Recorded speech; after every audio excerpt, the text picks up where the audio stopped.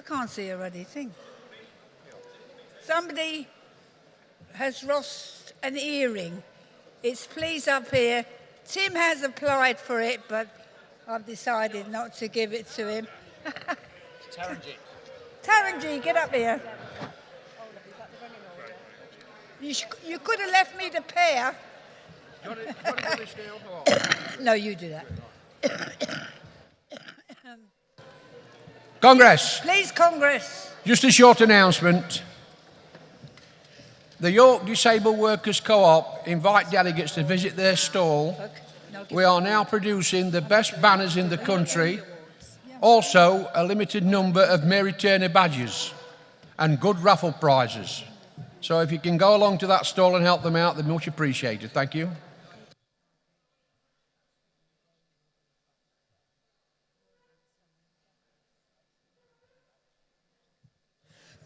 Thank you.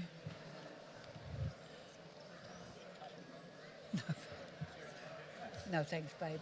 Yeah, I'll start coughing. I'm so tired. It was heavy.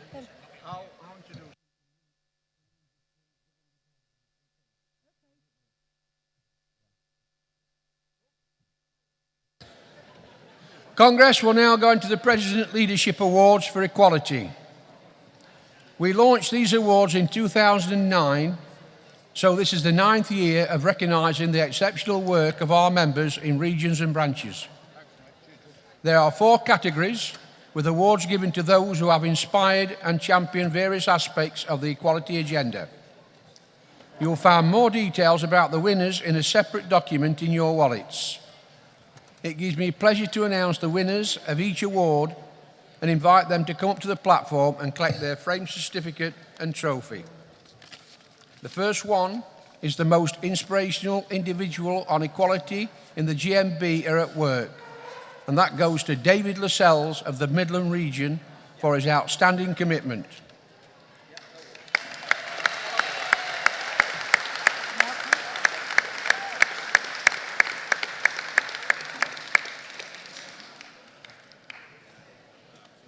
I do believe that, Phil? All right, you're picking that award up for him. Yeah, you got the award, yeah.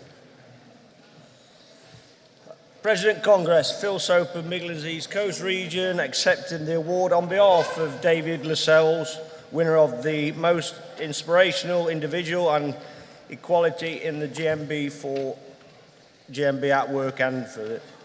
He just sent a little message, so I'll just read it out. President Congress, I'm very honoured and humbled to accept this award. In any acceptance speech, the list of those who must be thanked is long, and this week you do not have the time.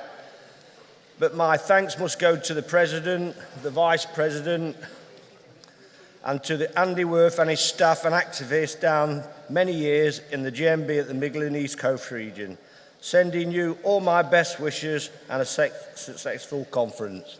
He's thanked everybody, but I think from this conference we should thank David for all his support and work he's done within the GMB and the TUC. Thank you.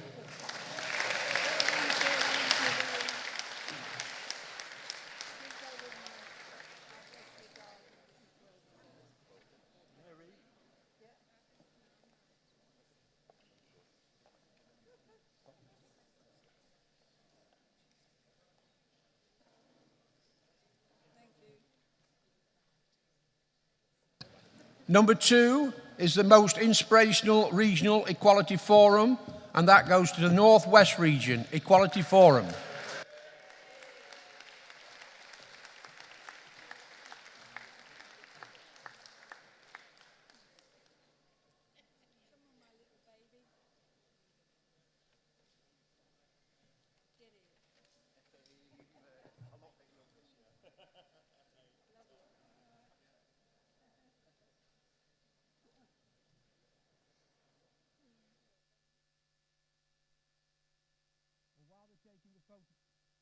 While they're taking the photographs, is the third one can come down, please.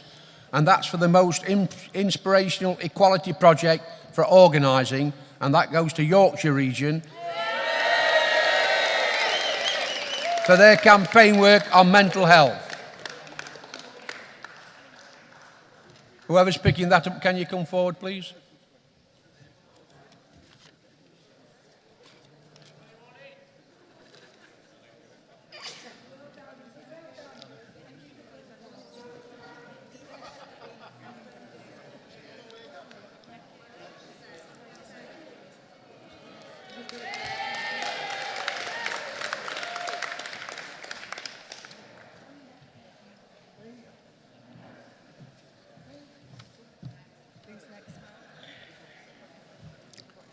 It's Yorkshire region. Just give me 1 second anyway if I'll say something. Our REF is fantastic. It's just like one big family. We're all friends, and this is a right good pleasure getting this. But thanks to Lisa and Paul and all the North West region. Cheers. Thanks. Yorkshire region.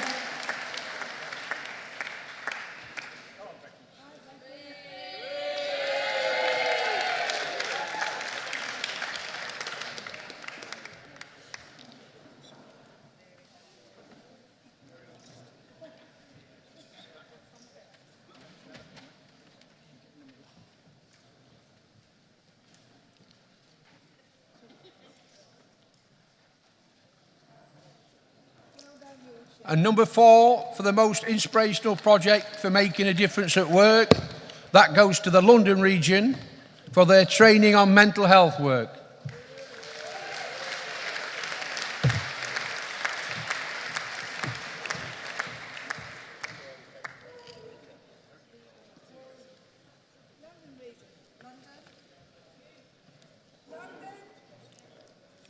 Anyone coming up from London for that award?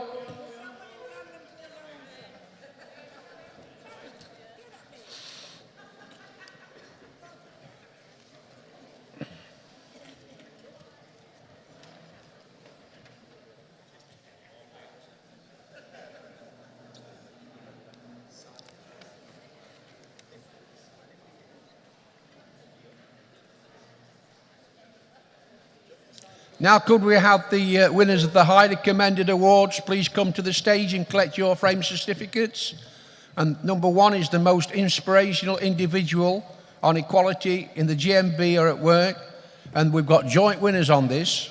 We have Paul Sonny from the Southern region and May Quigley from GMB Scotland.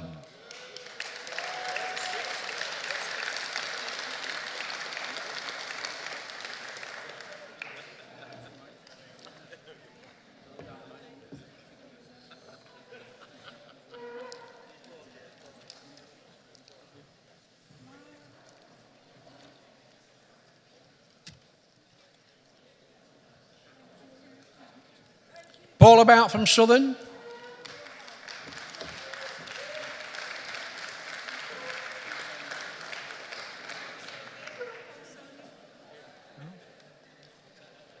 Paul Sonny, anyone collecting on his behalf?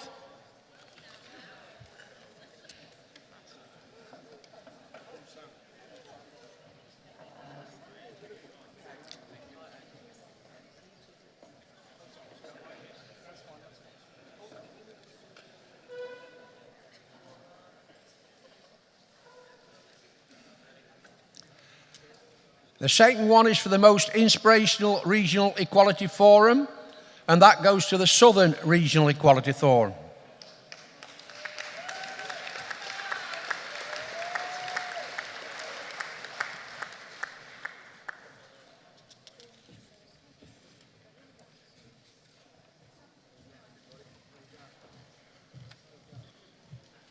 Northern after that, is it? Yes, Northern too. We've got all these and all after. We've got all these. We've got all these. McArthur. Yeah, that's okay. We've got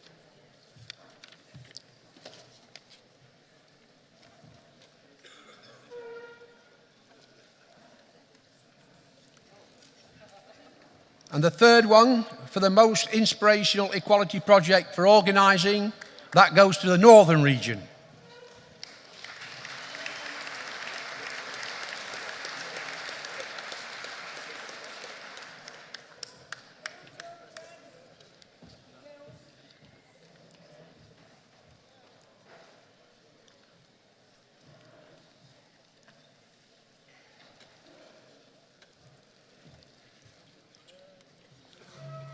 Colleagues, the entries of these awards have been inspirational and motivating. However, Congress, could I please ask all regions to submit nominations next year? We now move on to the Mary McArthur Health and Safety Award for 2017. As we celebrate 40 years of health and safety legislation and our 100th Congress, we are launching a new award for the GMB Health and Safety Reps, who make outstanding contributions to workplace safety. This award is a honour of Mary McCarthy, who ended the barbaric practice of sweating workers and who organised safety standards for women working with explosives in the World War I. I will call the award winners up to the stage to pick up their awards, and I am proud to announce the winner is Lee Hillam, London Region, for his design of a workers' involvement tool for the waste industry, which has been adopted by the HSE. And we will also nominate Lee as the GM representative for the TUC Health and Safety Award.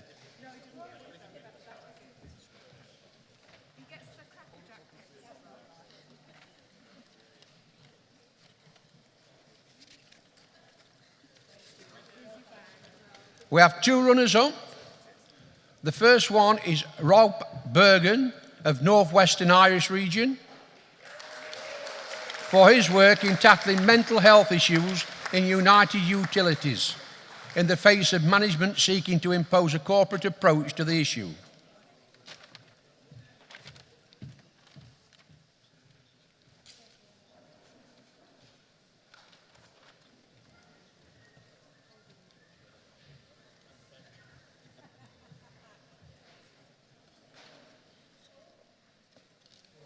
And the next is Eleanor Sharp from the London region for her quick response when her Asda store in Luton caught fire and was severely damaged, particularly in the support and advice she provided to her colleagues.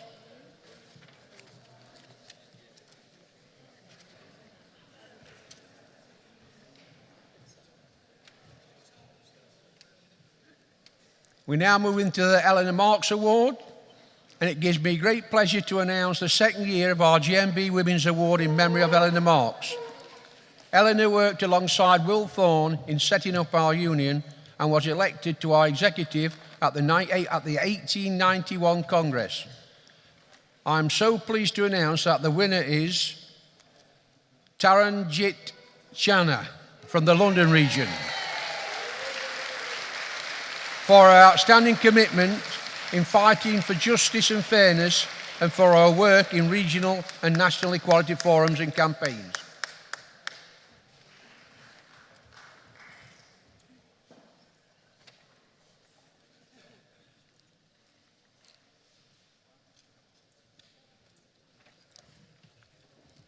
We will nominate Taranjit as the GM representative of the TUC Women's Award. She has also been invited to have tea in the House of Lords by Baroness Angela Smith, the shadow leader of the House of Lords.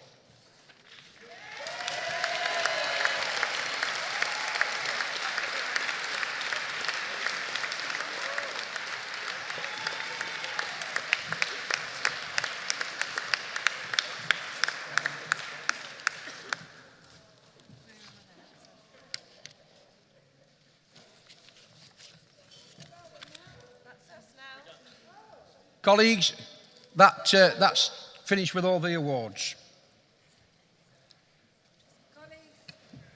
I thank you for your patience. I'm now leaving you, but thank you so much indeed. Thank you.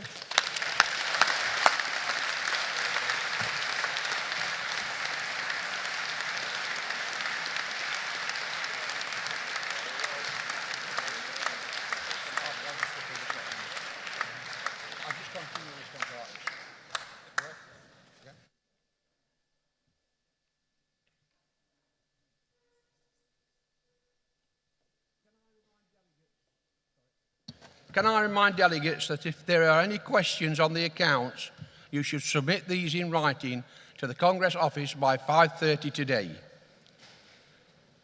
Before I ask for the Standing Orders Committee number 2, can I just say that we're quite some time behind now at the moment.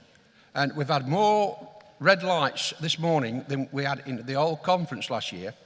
I know it's difficult to try and time your speeches, and it is hard when you get up here.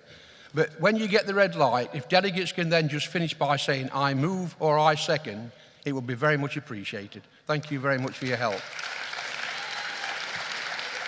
I will now call on Standing Orders Committee report number 2 and call on Helen Johnson to move it. Helen? Thank you. Down a bit, someone? No, not watching. President Congress, or Vice President Congress, Helen Johnson, Midland and East Coast Region, Standing Orders Committee Chair, moving SOC report number 2. Bucket collections. The SOC has given permission for the following regions to hold bucket collections. Yorkshire and North Derbyshire region for the Rotherham Great Get Together. The SOC recommends that this takes place at the end of the afternoon session today. And to GMB Scotland for Guide Dogs for the Blind, the SOC recommends that this takes place at the end of the afternoon session tomorrow. Would the regional secretaries please note that once the collection has taken place, the region should provide the SOC with a written note saying how much has been collected so that this can be reported to Congress. Vice President, Congress, I move SOC report number 2. Thank you, Helen. Accept that report. Thank you. We will now take the business carried over from this morning, and the first one is the CEC Special Report on Pensions. We will now move to the first of our CEC Special Reports, and I will now explain how I intend to take this debate. The report will be moved, then I will call only one speaker from each region who wishes to speak, and then we'll ask Barbara Plant of Southern Region to move it and to be formally seconded. Barbara?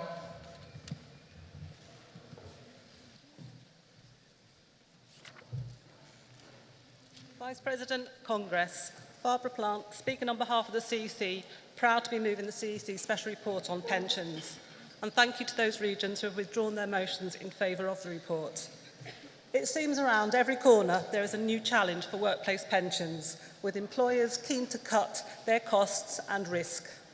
This has led to cuts in pension scheme benefits and closure of schemes to be replaced by ones that are cheaper for employers and that place all the risk on scheme members. Without the challenge of GMB and our sister trade unions, employers would continue to compete to be first on the race to the bottom on workplace pensions. GMB will not stand by and watch the erosion of deferred pay. We will fight against both poverty pay and poverty pensions for hard-working GMB members. This special report outlines both the existing and upcoming challenges in pensions for both workplace and state pensions. As with any challenge to working people, it will be GMB's strength in the workplace that defeats these challenges. Every GMB member should be given the opportunity through their workplace pension to have a decent and comfortable retirement. The key to improving and defending workplace pensions will be informing and training GMB activists to take the fight to the employers. GMB's National Pension Department will continue to develop its training and education to fit the needs of GMB activists. We have outlined that there needs to be significant improvements to defined contribution pensions that the vast majority of people joining the workforce find themselves in. Improving auto-enrolment compliant pensions above the bare minimum lies at the very heart of this. By now, you have heard all the election promises on pensions.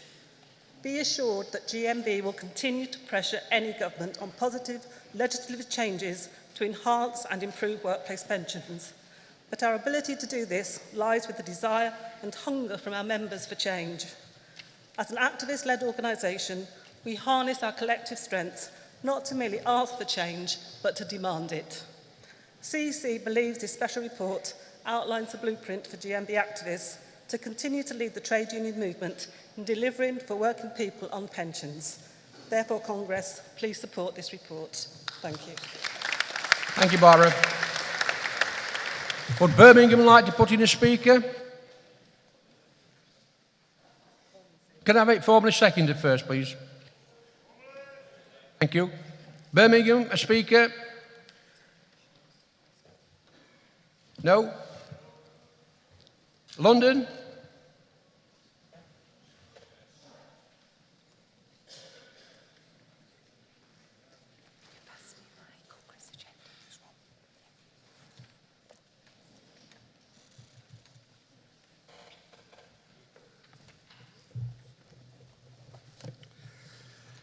Vice President, Congress, Vaughan Thomas, London Region.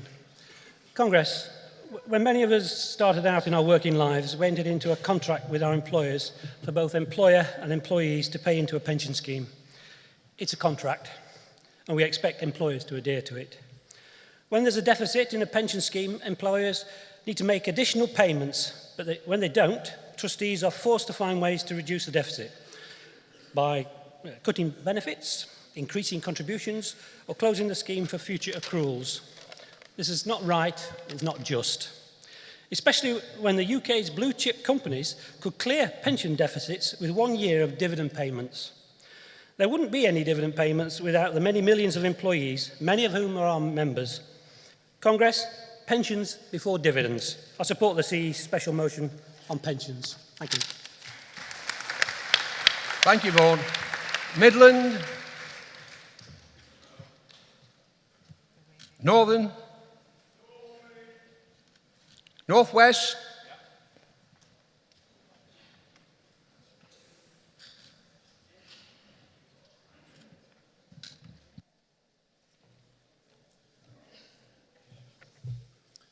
Congress, Kevin Flanagan, North Western Irish Region, speaking in support of the special report on pensions. We were delighted to withdraw motion 119. If you want to read that, that contains the sentiments that we wish to express in terms of the injustices that many of our pensioners face.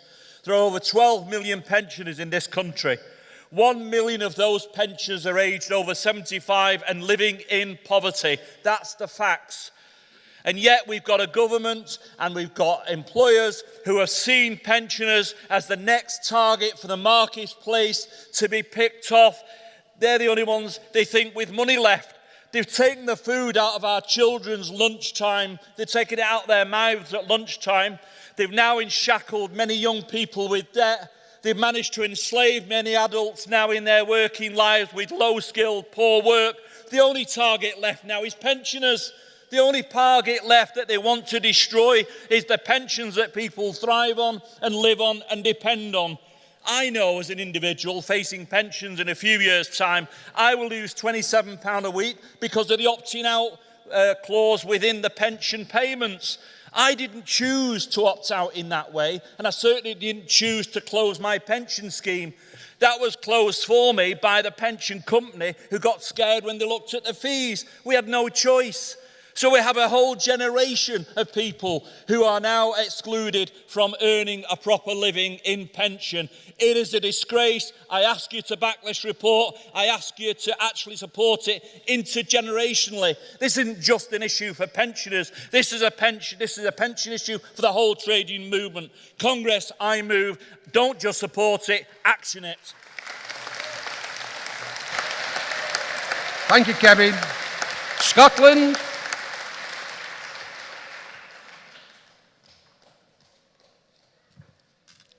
Southern, Southwestern, Yorkshire. Thank you, colleagues. I will now put the CEC special report on pensions to a vote. All those in favour, please show. Any against? That's carried. We'll now move on to the employment policy and pensions retirement. Would Birmingham withdraw motion 107 and 116?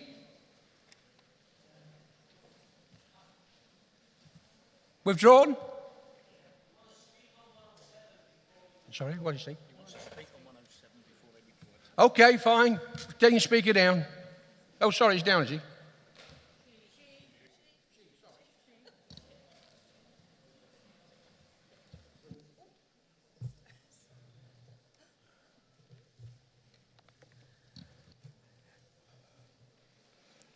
Vice President, Congress, Sharon Yates, Birmingham, West Midlands Region, moving motion 107 on pension triple lock issue. You will have heard a lot about the triple lock I'll start again. You will have heard a lot about the triple lock just recently, and over the next week you will hear more about it because the Tory government are planning to scrap the triple lock. The triple lock was put in place to ensure economic security and dignity in old age. It ensures that pensions rise by either average earnings, consumer price index, or 2.5%, whichever is the highest. Pensions are not excessive and certainly don't allow pensioners to live in luxury. But what the triple lock does, it gives a guarantee of a rise in a specific figure. The Tory government are saying that the lock is unsustainable. Well, we believe pensioners' dignity and some financial security is a price that is both affordable and worth paying. We cannot allow pensioner poverty to escalate, which it will undoubtedly do if the triple lock is scrapped. Let's fight to keep it. Congress, I move. Thank you, Sharon. Birmingham has already said that they're going to withdraw 107116. Congress agree? Thank you. And North West has said they'll withdraw 119. Congress agree? Thank you. Move on now to the international. And the first one is 362. London, please. Then 363 London, 366 Wales and South West, 367 Yorkshire, 368 North West, and 369 London. Can all those come down to the front, please?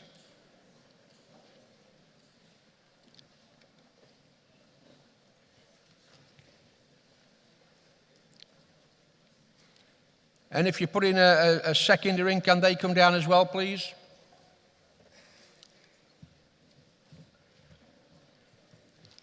(362 London).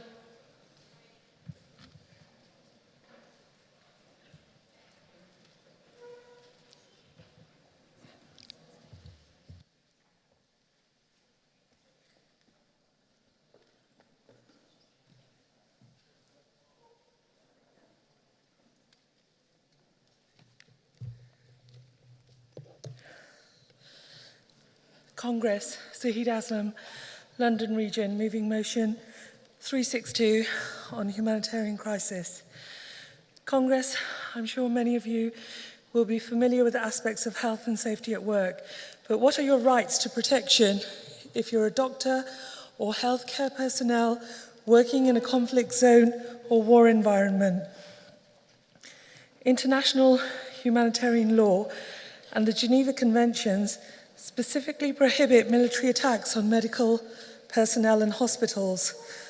The absolute rule is that civilians must not be directly targeted for military attack. However, recent conflicts of war have not provided them with immunity. Across the globe, combatants have ignored the prohibition against bombing hospitals. This includes artillery attacks on Sarajevo's Kosovo hospital in 1994 during the Bosnian War. In 2014, 4 hospitals in Gaza were hit under heavy shelling by the Israeli military. In 2015, a trauma center in Afghanistan run by Médecins Sans Frontières, or Doctors Without Borders, was attacked by a United States gunship. These deliberate breaches of law have resulted in thousands of patients and medical personnel being killed and wounded in virtually every conflict since World War II. Additionally, medical personnel have been targeted individually, as was the case of the brave, heroic British volunteer surgeon, Dr. Abbas Khan, who was tragically murdered by the Syrian government in December 2013. Of grave concern are the mounting civilian atrocities, as heavily populated areas have been attacked with the use of the deadly chemical white phosphorus in Gaza by Israel and nerve gas sarin by the Syrian government on its own people. These war crimes cannot go unchallenged. Working with international relief agencies and human rights groups, complaints of illegal action must be lodged for prosecution. GMB works with international unions. We must ask them to assist in this endeavour. We are gravely concerned about humanitarian crises in conflict areas, and the motion raises 5 key points. We deplore any action by a standing army or other armed group which deliberately targets or takes insufficient care to ensure the safety of civilians, and furthermore, deplore action which deliberately targets or takes insufficient care to ensure the safety of healthcare personnel and healthcare facilities. We deplore any use of white phosphorus, neurotoxic gases and anti-personnel mines as weapons in urban environments. We call on the GMB to lobby relevant bodies to ensure each party in a conflict allows for free passage of medical supplies to the victims, and call on GMB to lobby relevant bodies to hold to account those who prevent access to healthcare. I urge you to support this motion. I move. Thank you very much indeed. Seconder.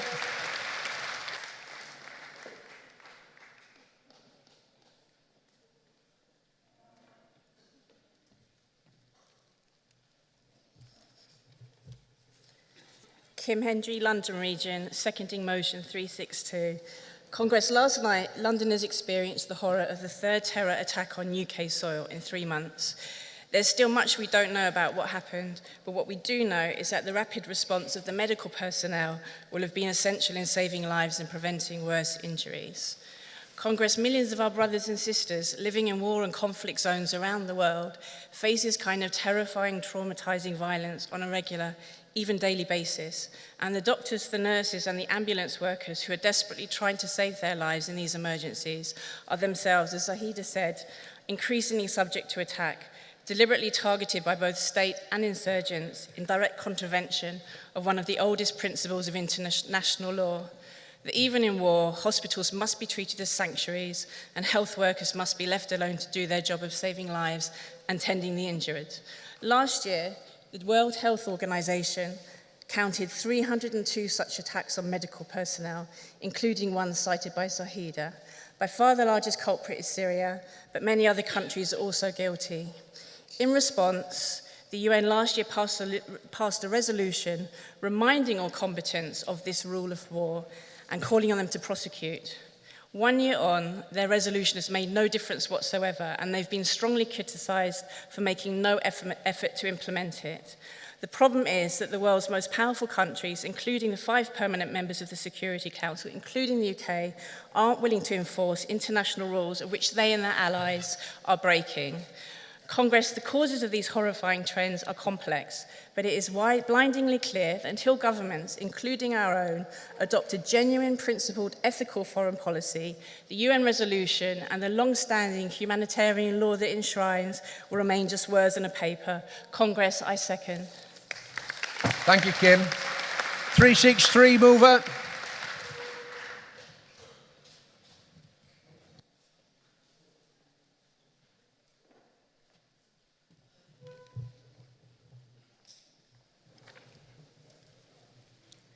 Godwin Acacia, London Region, moving motion 363 on refugees, dismantling of Calais camp. Vice President, Congress.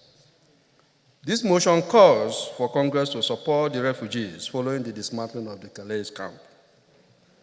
Congress knows that in October 2016, the refugees camp in Calais was dismantled and cleared with refugees dispersed throughout France. The French authorities demolished the camps with bulldozers, and armed officers moved in to clear the settlements, and buses were used to move these refugees to temporary shelters across France.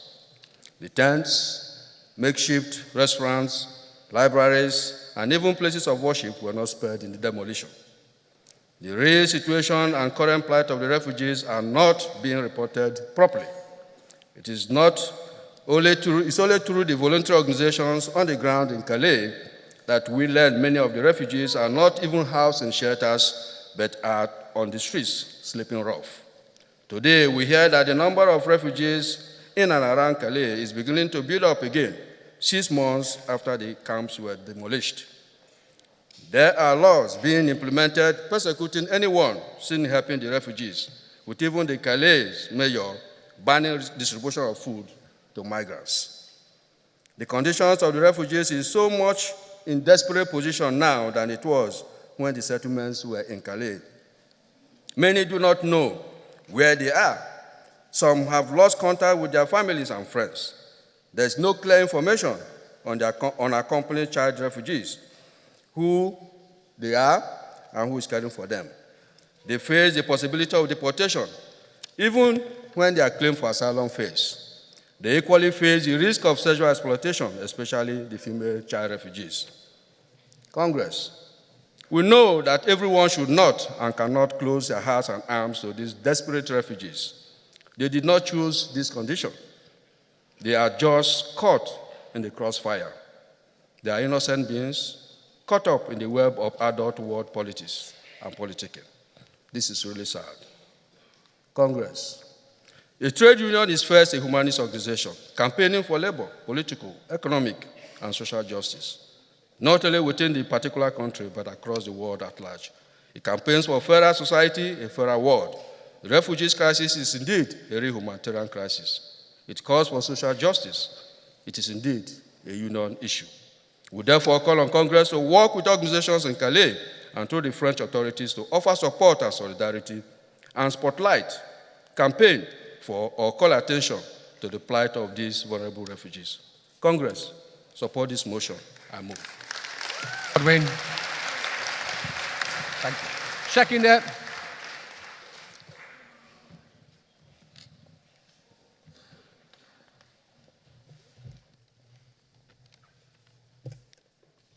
President, Congress, Patricia de Villa, London Region, I second motion 363. First time speaker, first time delegation.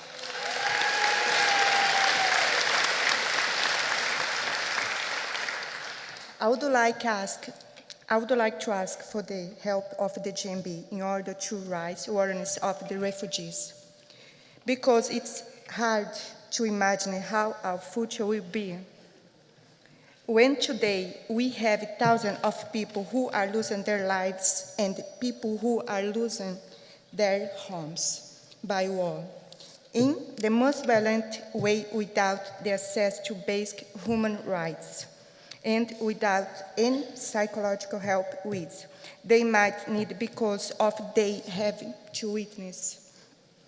Children who have lost their dreams completely and who do not feel like children anymore.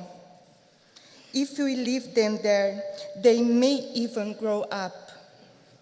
But who will they become? In Greece, young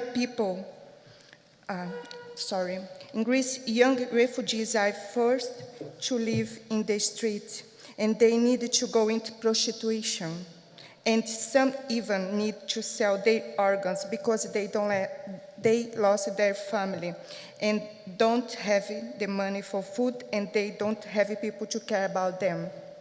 Congress, it's time to act and help the refugees. Thank you, President. Congress. Thank you, Patricia. Mover of 366.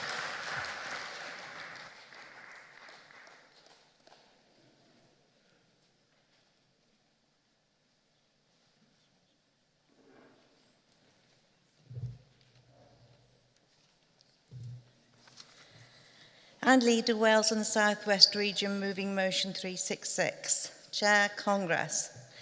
The Kurds are one of the largest groups of people in the world that do not have a state, while other smaller nations in their region do have a home, and the Kurdish region of Iraq is home to up to 1 million people.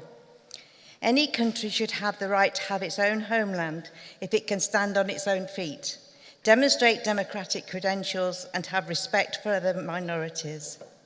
Iraq's Kurds are able to prove both economic and democratic viability, and both these conditions are satisfied by way of the value of their oil exports and regular parliamentary elections. In reality, the Kurds are the largest ethnic group without self-determination. The arguments against achieving that outcome are both hollow and obsolete.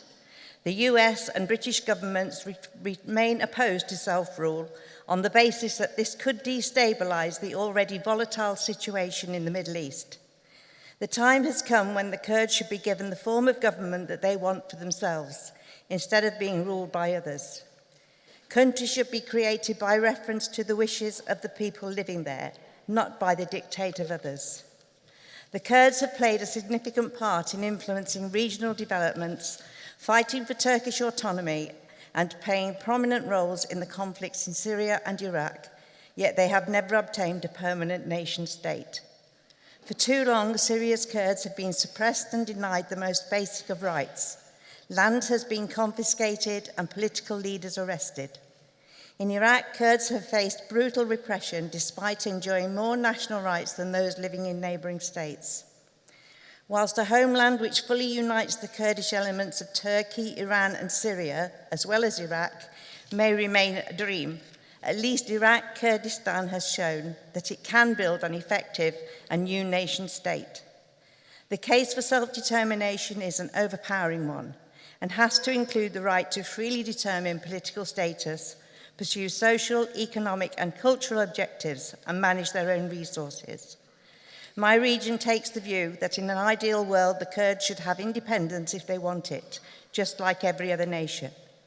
However, the top leaders of the Kurds seem prepared to accept that federalism must suffice. On that basis, we accept that autonomy rather than independence is the more pragmatic and sensible aim. I move. Thank you, Anne. Seconder.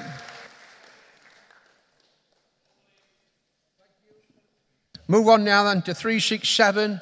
Mover, please.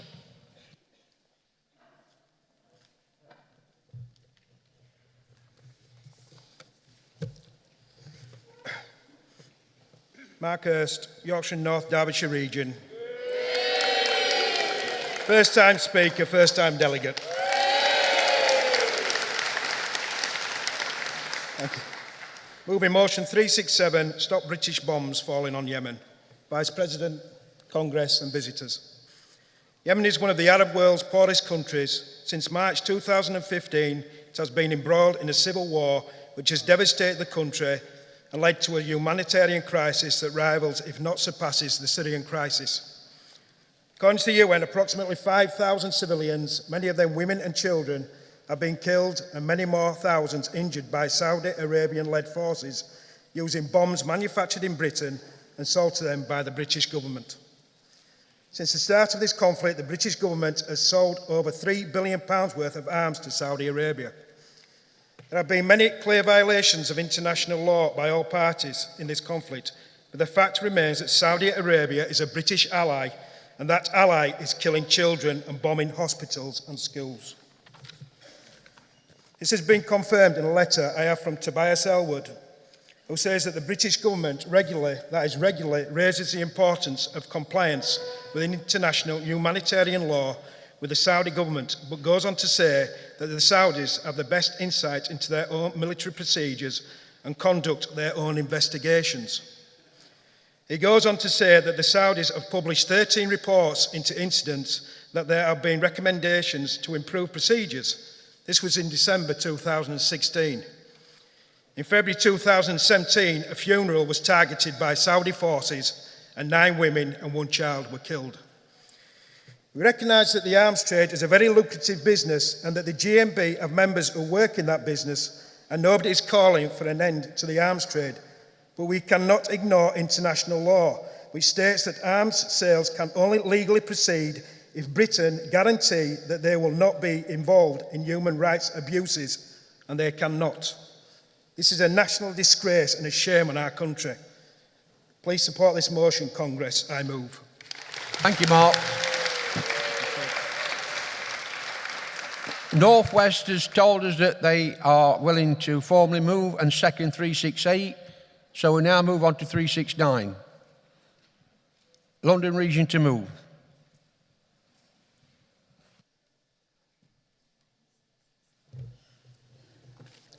Jonathan Coles, London region, moving motion 369 on US President's travel ban.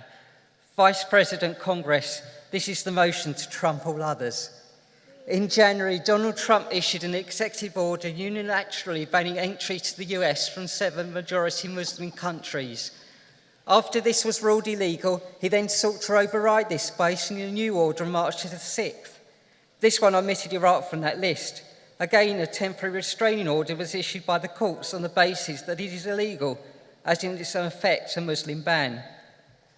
Trump maintains that this is to prevent terrorism, but what it does is to prevent those suffering from terrorism and other dangers in those countries from seeking refuge in America, supposedly the land of the free. While we wait to see how things proceed, Trump's reaction and utter refusal to accept the rule of law is indefensible for a leader of a supposedly democratic country. And what did our PM do when she visited Trump at the time the first order was signed? She ignored it and carried on treating him as a close friend. Over 1.8 million people signed a petition against this, but in the parliamentary debate, May just dismissed their views. May wants friendships with the US at all costs. We call you, Congress, to continue to campaign against the banning orders. We also call upon our MPs, once elected on Thursday, to fight not to give Trump any platform in this country. We also call for help to be given through Union Line, if necessary, to support any members that may be effective. Congress, this is the 21st century. We're a country that supports the rights of all and believes in equal opportunities and condemns discrimination of all kinds. We've been quick to condemn and act against any country and its leaders that encourage any kind of discrimination. So why should the United States be any different? We must be consistent in our approach and stand up for our morals. We must not be bullied by a so-called superpower and not pander to their racist knee-jerk reaction. A reaction that will do nothing to solve the problem of global terrorism. We must continue to support those in need, give shelter to those fleeing persecution and violence, and we must do more to give support to those countries on that list. Congress, we have a moral duty to protect those in need and stand up against all discrimination, no matter who is responsible. I urge all people on Thursday to use your vote wisely, to stand up against those who stand side by side with those who peddle discrimination. So vote on Thursday against this Tory government and vote now to support this motion. I beg to move. Thank you, Jonathan. Seconder.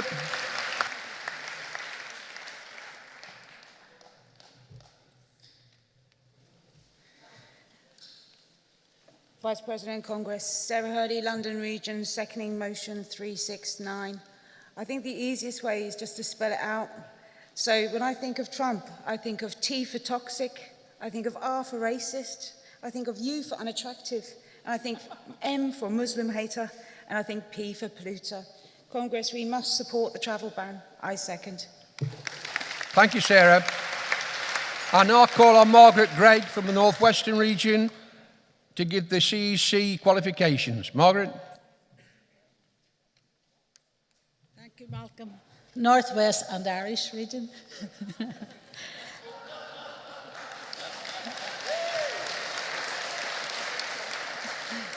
President, Congress, Margaret Gregg, speaking on behalf of the CEC on the international motions, which we are asking you to support with qualifications. I will take each in turn. 362 calls for GMB to help avert humanitarian crisis and hold relevant bodies to account in conflict areas. The qualification is that our ability to do so is limited, but we can support the sentiment. 363 updates our 2016 position on refugees as the migrant camp at Calais has been dismantled and the inhabitants dispersed. However, we recognise the renewed support to aid refugees, and the only qualification is, again, that what we can achieve is limited, though we can continue to work with like-minded, non-governmental organisations in the field. The qualification for 366 is that the Kurdish leader, Abdullah Öcalan, is not arguing for secession from existing political borders, but rather for peaceful coexistence within them. Therefore, we should support the Kurds in their struggle for self-determination, but without specifically calling for an independent Kurdistan. On 367, few would argue against the general principle of an end to the arms trade in an ideal world. Unfortunately, we have members involved in the manufacture of weapons, so the qualification is that it would be difficult for us to do anything that would impact members' jobs. On 368, the qualification is that it's difficult to see what more we can do. GMB subscribes to the global campaign being headed up by ITUC and Building and Workers International, and will continue to be involved where appropriate. Finally, the qualification to support 369 is that the Trump ban on Muslims only applies to certain countries, excluding the UK. Moreover, we do not have the expertise to advise on travel via Union Line, as the motion requests.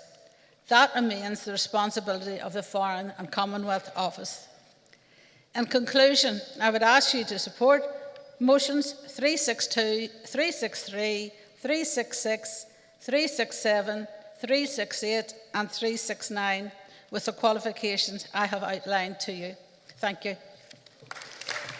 Thank you, Margaret. Does London accept the qualifications on 362, 3 and 9? Thank you. Wales accept the qualifications on 366? Thank you. Yorkshire accept the qualifications on 367?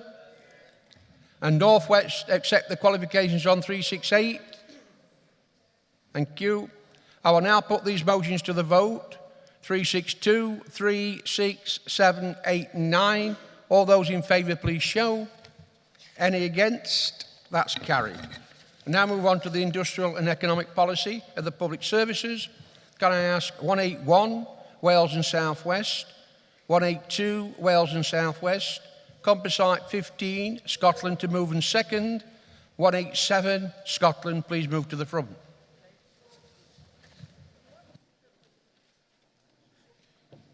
And the first one is mover of 181.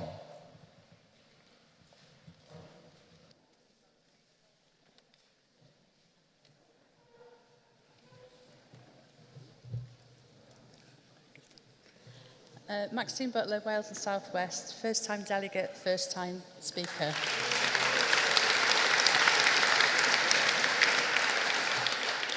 Moving motion number 181, positive approach to public sector delivery.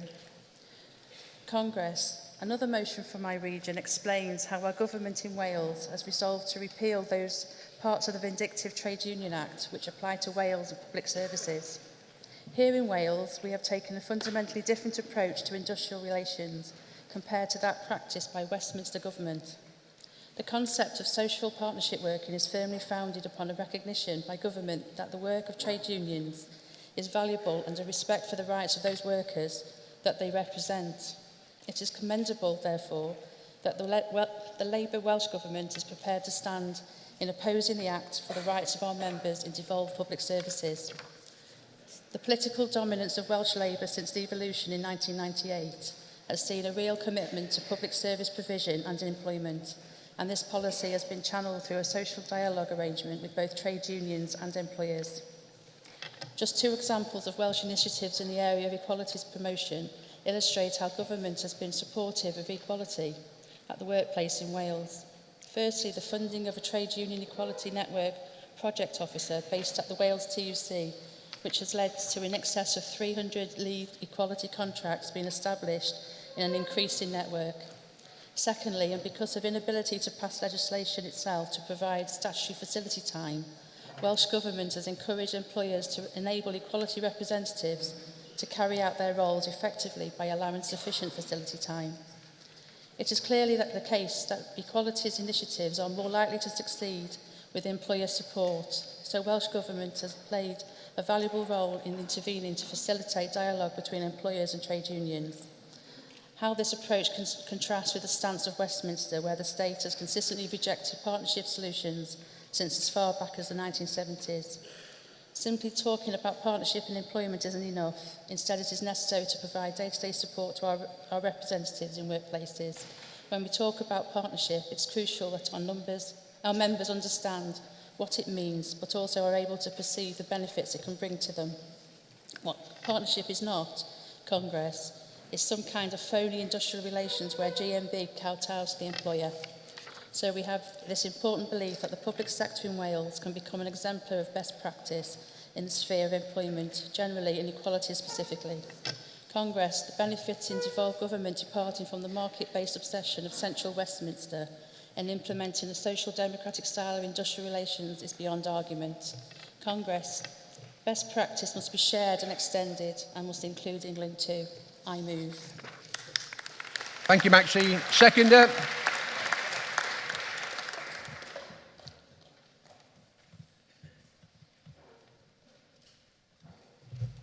And Leader Wales and South West Region, seconding 181. President, Congress, the past 2 decades have been significant for public services, with much change in terms of privatisation, outsourcing and the ongoing policy of deficit reduction. Public service employment relations has increasingly taken centre stage, with a recognition that reform of services cannot be achieved purely by changes in organisational structures and performance standards. Rather, there is an appreciation that workforce engagement has a vital role to play in ensuring that effective services are delivered to the public. The need in these circumstances is to communicate problems in an open way, generally consult with trade unions about the staff required, and allow that concept of voice to be exercised and expressed fully. To be able to better control and manage the change process, we have to re-engineer our relationships with those that we consult and negotiate with. Public service employment relations have been typically adversarial in the past, but have to be transformed for us to be able to rise to the increasing challenges of employee voice and equality. In Wales, we have deliberately shifted away from the old institutionalised model of industrial relations to a newer template based on social partnership. The delivery of high-quality public services depends upon an engaged and committed workforce, so it is necessary to have a government policy of working collaboratively with the other stakeholders. Positive employer-employee relationships need to be supported. Partnership required shares aims, appropriate structures, frequent meetings, enhanced worker voice, and an optimal and open approach to problem solving. Experience shows how well partnership can work in the devolved Welsh and Scottish administrations. Now it's England's turn, surely. I second. Thank you, Anne. Mover of 182.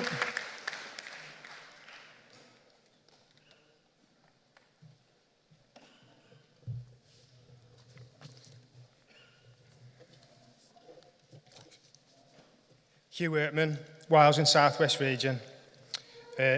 First time delegate, first time speaker. Thank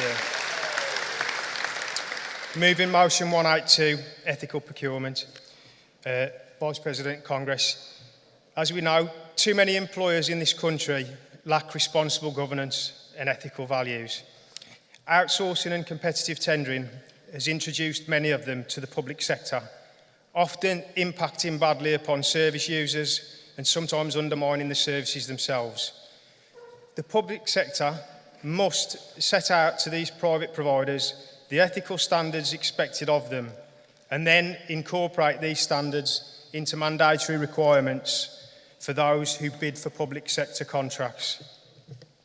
In employment, this means a commitment to paying at least a real living wage, direct employment, the elimination of zero-hours contracts, trade union recognition and rights, involvement of employees and their unions in decision-making processes, good practice on issues of health, safety, welfare and equality, ethical supply chain procurement, corporate responsibility and good governance should all be prerequisites of being awarded a public sector contract. And of course, involvement in blacklisting should automatically exclude employers from even bidding for public sector contracts. But unfortunately, the leverage that public sector employers have to insist upon such conditions being met is rarely applied. Obviously, our vested interest is that of our members and their families working in and accessing the services of the public sector. But in addition, procurement is increasingly an international issue. Provision of local authority and healthcare services is big business, with the NHS spending £30 billion a year on procurement every year. The market is increasingly global. Congress, our concern as trade unionists should not be limited to our members in this country, but should extend to the employment rights and conditions of those working around the world. If we can persuade public sector employers to use their buying power ethically and responsibly, then there's a real chance of improving the lives of working people elsewhere in the world. Congress, a significant responsibility falls upon our workplace organisers to address all of these issues. So training and a negotiator's guide would be very helpful to facilitate our campaign and objectives here. We must campaign to improve ethical practice on both a local and a global level. And as usual, it's up to us to ensure fairness of application by the public sector employers that we negotiate with. I move. Thank you, Hugh. Seconder.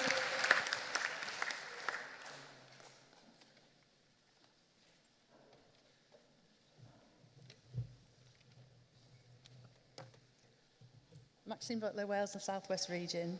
Seconded motion 182, ethical procurement. Congress, everyone understands or will have some experience of the financial pressures falling upon public sector employers as the regime of austerity continues under this Tory government. As funding reduces and demand for services increases, there is an obvious temptation to access external suppliers of services. However, not enough employers are applying practices that ensure all goods, works and services that are procured are sourced ethically. The legal framework requires outsourcing employers to award certain contracts in keeping with the overarching basic principles of the EU Treaty, including those of non-discrimination, equal treatment, transparency, fairness, mutual recognition and proportionality. As the mover has said, there is to be a strong public interest in ensuring that certain principles are observed as part of the procurement process, including safe working conditions, limits on working hours, minimum wage rates, regular employment, the elimination of child labour, and adequate training have to be included within the principles category applicable to any contract allocation. Congress, every public sector employer that we deal with must have a policy which commits service suppliers to ethical practices. This resolution calls for the GMB to create a better awareness amongst its activists as to what the main consideration should be in developing an approach to tendering that upholds the values of public services. I'm sure that we are all one on this very important matter. It's just a question of continuing to do what GMB always does well, namely training our activists to the highest level possible. Congress, please support this motion. Thank you. Thank you, Maxine. Mover of Composite 15.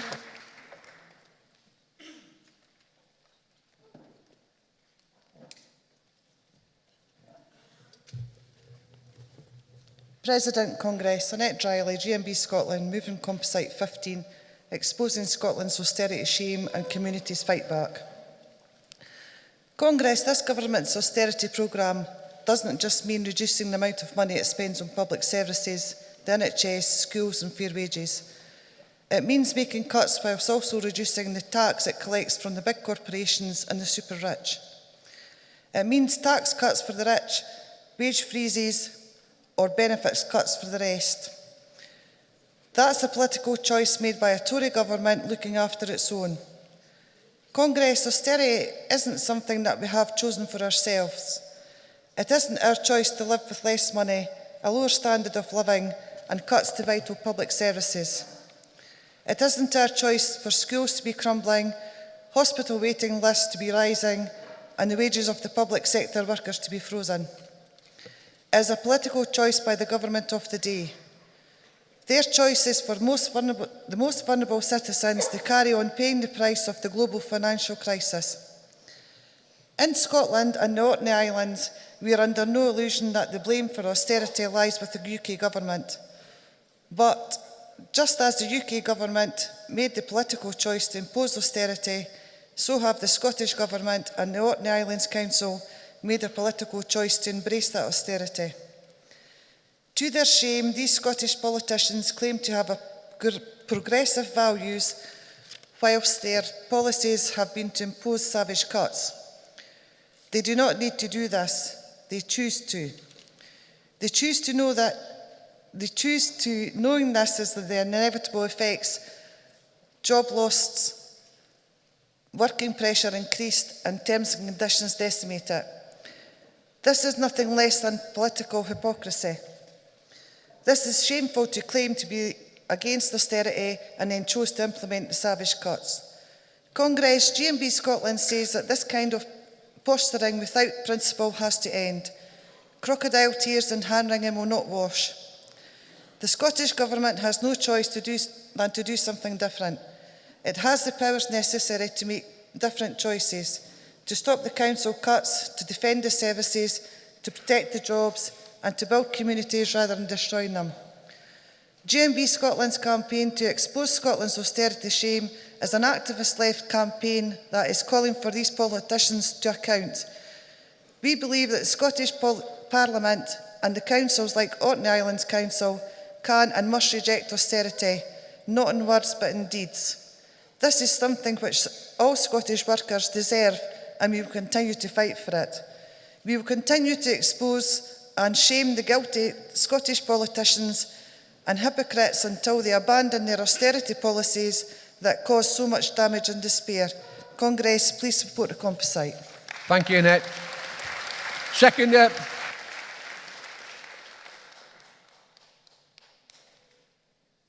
Formally second. Thank you. 187 mover.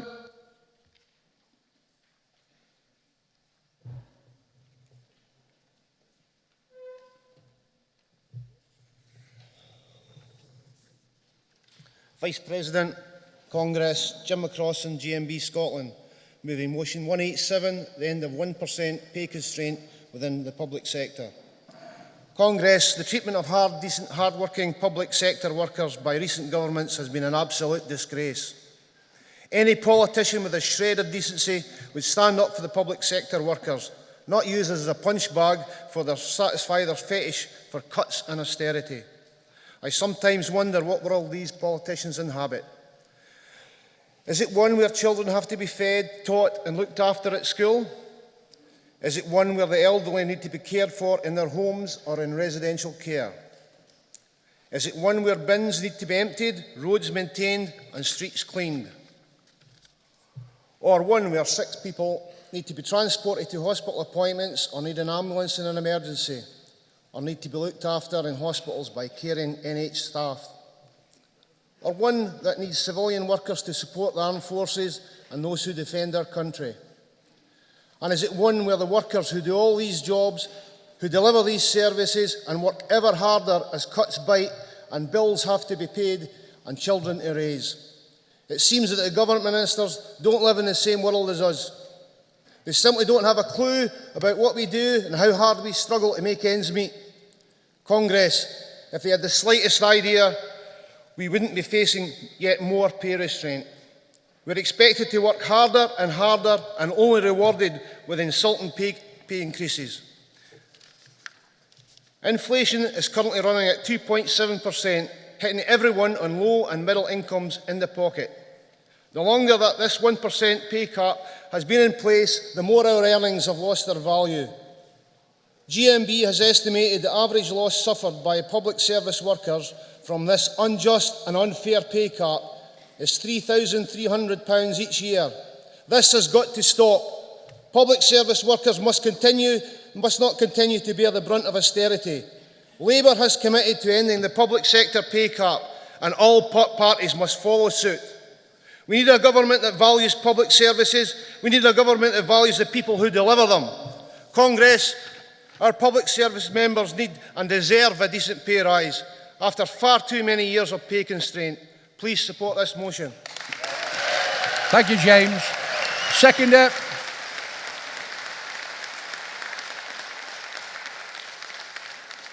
Formally second. Thank you. Can I now call on Gordon Gibbs from Birmingham region to speak on behalf of the CEC? Vice President, Congress, Gordon Gibbs speaking on behalf of the CEC, and I'll try and speak in English and not Dudley. We are supporting motion 181 with a qualification, asking Congress to refer motion 182 and supporting motion 187 with a short statement. On motion 181, the CEC will be receptive to promoting good practice from devolved governments to apply to campaigning in the public sector. The qualification is that the evidence should be collected and presented to the CEC by GMB representatives working within those devolved governments in order to promote such best practice. On motion 182, asks for education and training of activists in the public sector. We are asking Congress to refer this motion, as it would be appropriate to define which activists would be eligible for this training, and also, if the training is required, this should be requested through our regions. Finally, on motion 187, the public services sector has this year launched a national campaign to end the pay freeze. This is a public sector pay pitch campaign. Research conducted by GMB has found that the pay freeze and pay cap over the last 7 years has meant the public sector workers have lost out on thousands of pounds, if not tens of thousands of pounds in real terms, from their wages. The section and reps from the region have helped to devise a campaign leading to pay talks for local government and CEC, who urge all activists and members to get behind this campaign to fight this abhorrent constraint on wages. Now is the time more than ever before where workers in the public sector must stand together against this current government and whichever government is formed after June the 8th to bust this pay cap. Therefore, Congress, please support motion 181 with a qualification, agree to refer motion 182 and support 187 with a statement that I have laid out. Thank you, Gordon.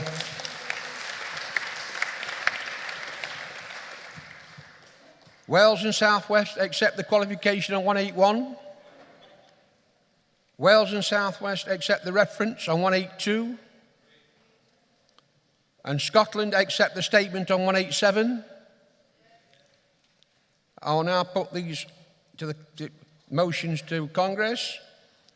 181, Composite 15, 182 and 187. All those in favour, please show. Any against? They've carried.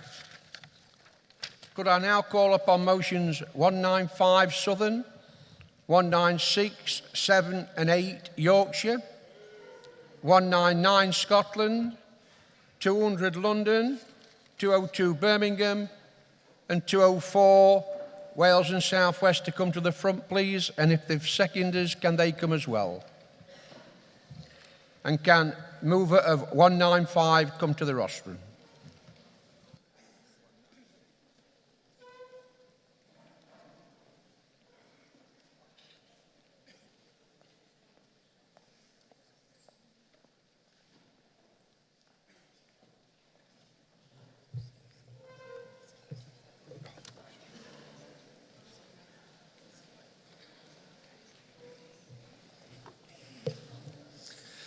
Vice President, Congress, Chris Watts, Southern Region. One of the drivers and part of the motivation for the Conservative government to push academisation was to attempt to weaken the collective strength of our union and members in education. The fortuitous, unintended consequence of this Tory policy was to strengthen resolve and to highlight to school support staff and teaching assistants the need to be collectively represented by a strong union. And this is shown in our increased membership in education since 2010. I also believe it has come as a surprise to those that seek to weaken us that academies have wholesale chosen to remain attached to local authority terms and conditions. Although this is largely welcome, it does present an issue to those members in academies who may feel marginalised and disenfranchised as not fully engaged in consultation.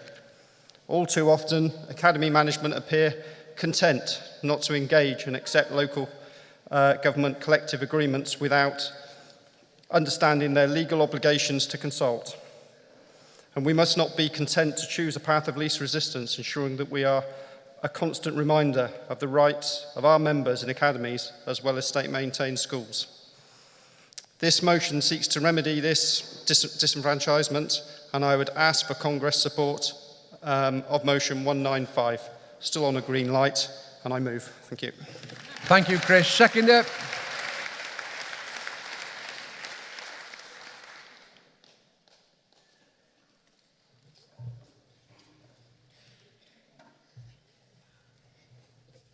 Hello, hi. Vice President, Congress, Manetta Rodriguez, Southern Region.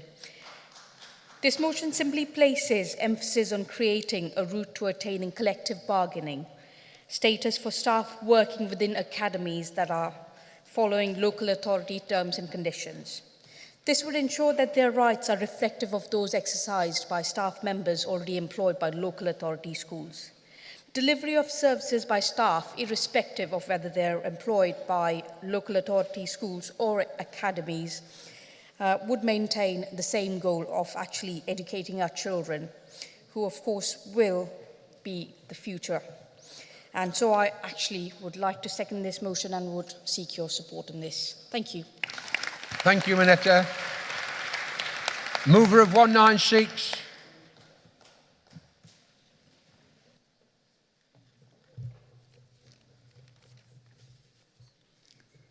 President, Congress, Gary Warwick, Yorkshire and North Derbyshire region, moving 196. Thank you. The purpose of this motion is very, very clear. Stop the use of the Teachers' Appraisal Scheme for support staff, which is increasingly being used by schools. It is totally inappropriate and could lead to appraisal failures.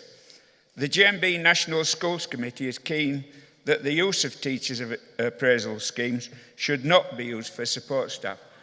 There are many, many aspects of the teachers' appraisal scheme which is inappropriate. I'll only mention one. Teachers are responsible for pupil attainment. This cannot be a responsibility for teaching assistants. Appraisal should be a two-way process to ensure achieving appropriate standards of performance by members, but it should also be about training and opportunity for career development. But I ask you, with the current cuts by this government in education, the almost negligible amount of training, it's far more likely to lead to incapability cases when people fail their appraisal. This motion calls for a national campaign, but after giving it some thought, we really need more.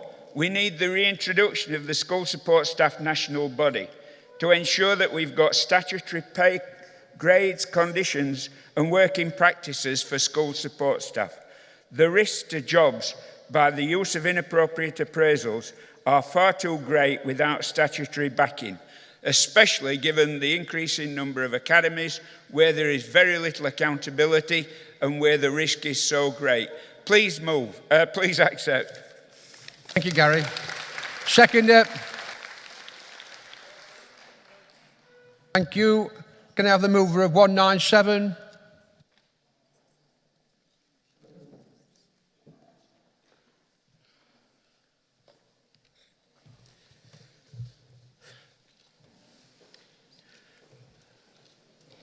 Good afternoon, Vice President. Good afternoon, Congress.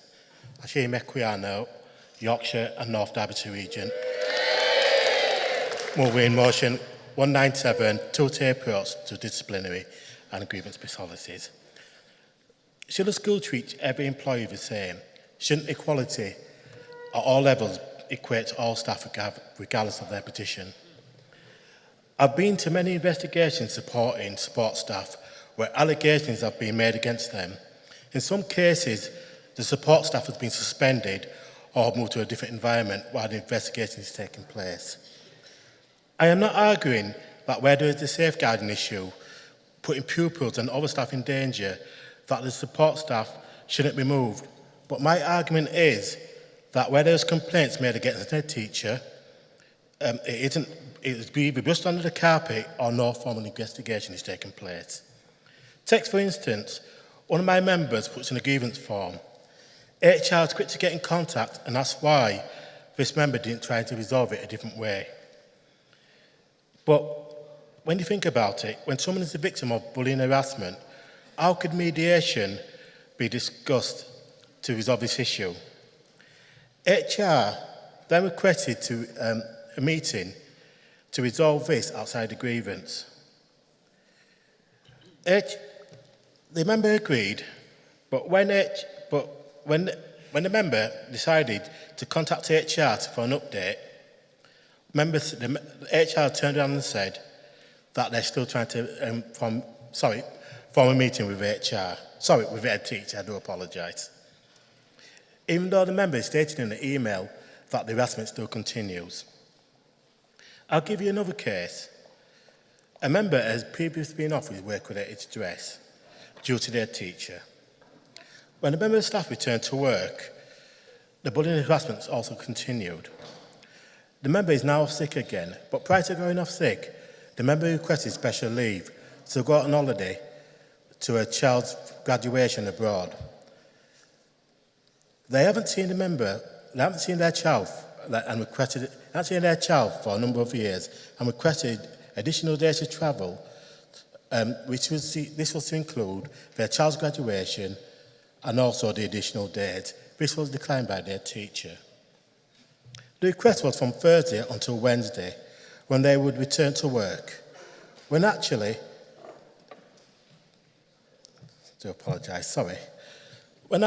this should have been 3 working days because the Monday was a bank holiday. They only offered the member 1 day, which was the Tuesday. And their teacher stated this could only be to fight on a Saturday, to attend the graduation on a Sunday, and fly back the day after. Congress, I move. Thank you, Atu. Formally seconded. Could I have 198 mover, please?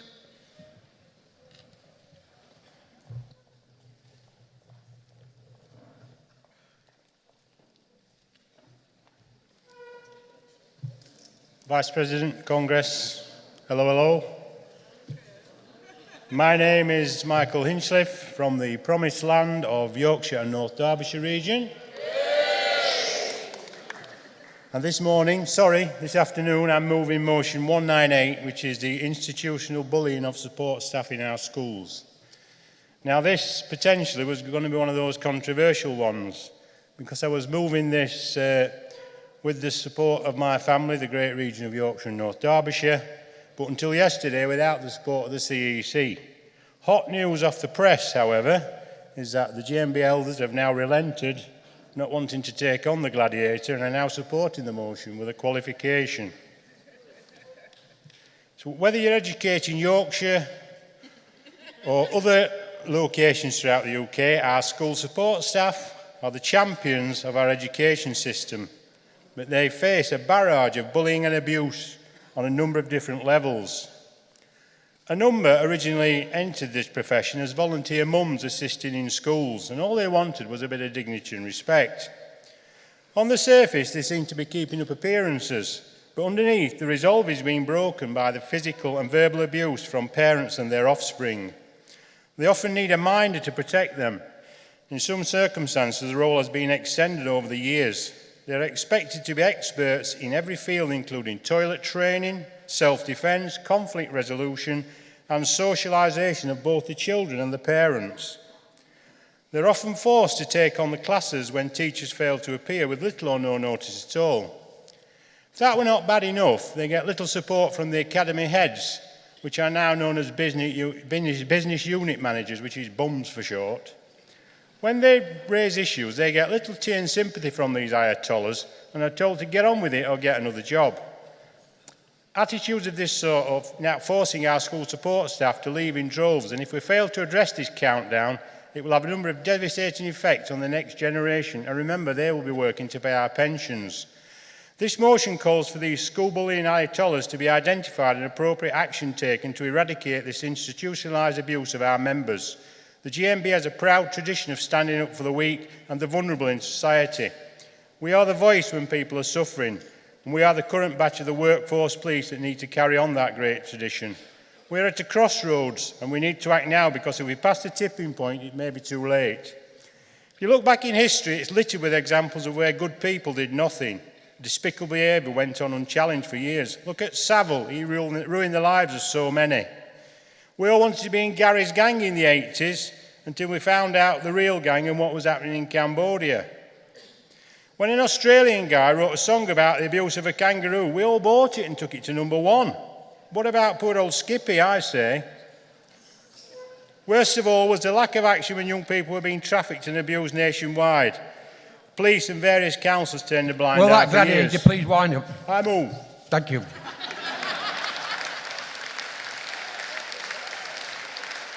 Seconder.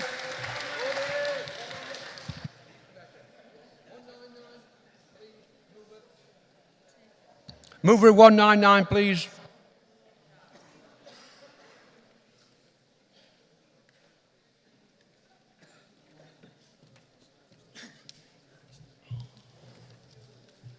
President, Vice President, Congress, Raymond Patterson, GMB Scotland, moving motion 199, the Highland Council's lack of provision for children with additional support needs. Congress, the Scottish Government has accelerated austerity onto councils. The Scottish Government attacks on local government funding have left Scottish councils struggling to balance their budgets. A government that makes noises about fighting austerity but does nothing in practice to support struggling councils. One of the council funding areas hit hardest is under great pressure has been education. The contrary to the false claims about protecting children and fully funding education, serious budget cuts have been imposed. One of the biggest impacts of this area has been on educational support staff. They have faced job losses, cuts in hours, and the extra work that results from having fewer people on the job. And who is it who suffers, Congress? It's the children. It's all the children with needs of support and assistance from these dedicated staff. All the children are affected, but those with additional needs, those who rely on our support the most, have been forced to the bottom of the pile. The very children who need the most support are the children who we are letting down.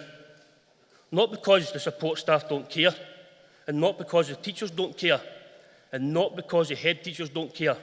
It's because the politicians who make these decisions don't care. It isn't them who suffer the consequences of their indifference.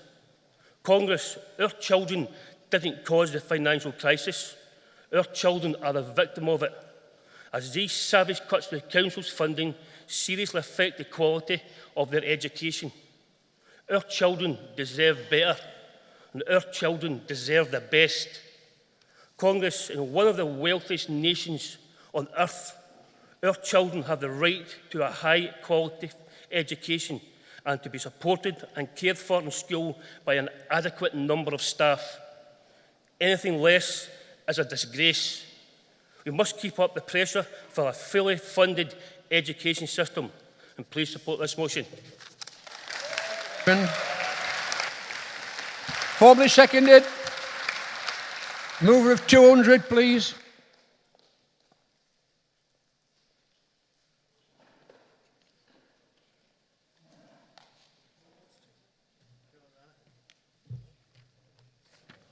Vice President, Congress, Martin Foster, London Region, moving motion 200.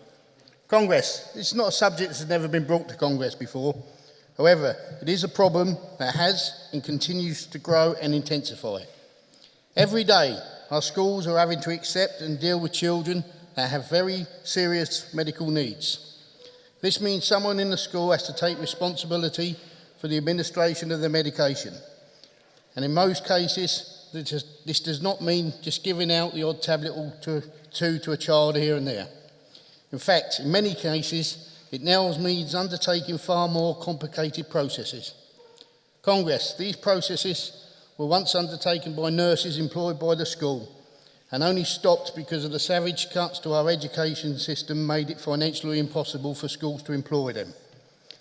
As a result, our school support staff members are now being expected to pick up these duties, and every day we are seeing them added to their job descriptions.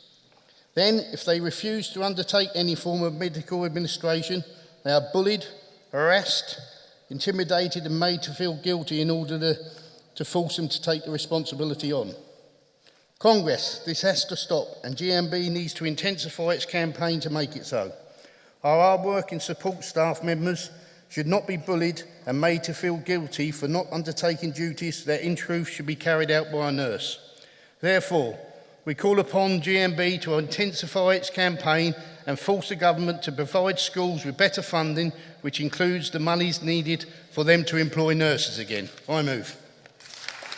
Thank you, Martin. Seconder.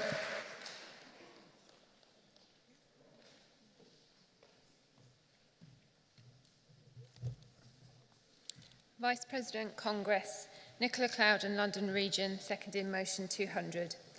Colleagues, imagine if you would that your son, daughter, grandson, granddaughter, niece or nephew suffers from conditions such as allergies, asthma, ADHD, dyspraxia, epilepsy, or even cystic fibrosis.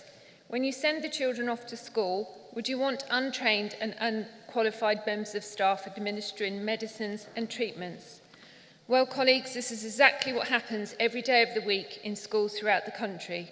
It is our dedicated, hard-working and loyal school support staff who are usually at the front line being bullied and forced into administrating medications, often without adequate or any training at all. Some employers think by a member of staff having been trained in first aid, this is sufficient to allow them to administer medicines for the vast amount of different conditions. Where staff are trained in first aid, we have found many examples of contracts of employment having clauses incorporated which binds the members of staff into accepting these contractual obligations. Sadly, these contracts and job descriptions are not properly evaluated, which results in our members not being paid the appropriate rate. Should anything go wrong, it is our members who get the blame and live with the guilt, all because schools are trying to save money. Parents would then submit negligence claims against the school. I think that's false economy. Therefore, what we need are more properly trained and funded nurses in all our schools. I second. Thank you, Nicola. Mover 202.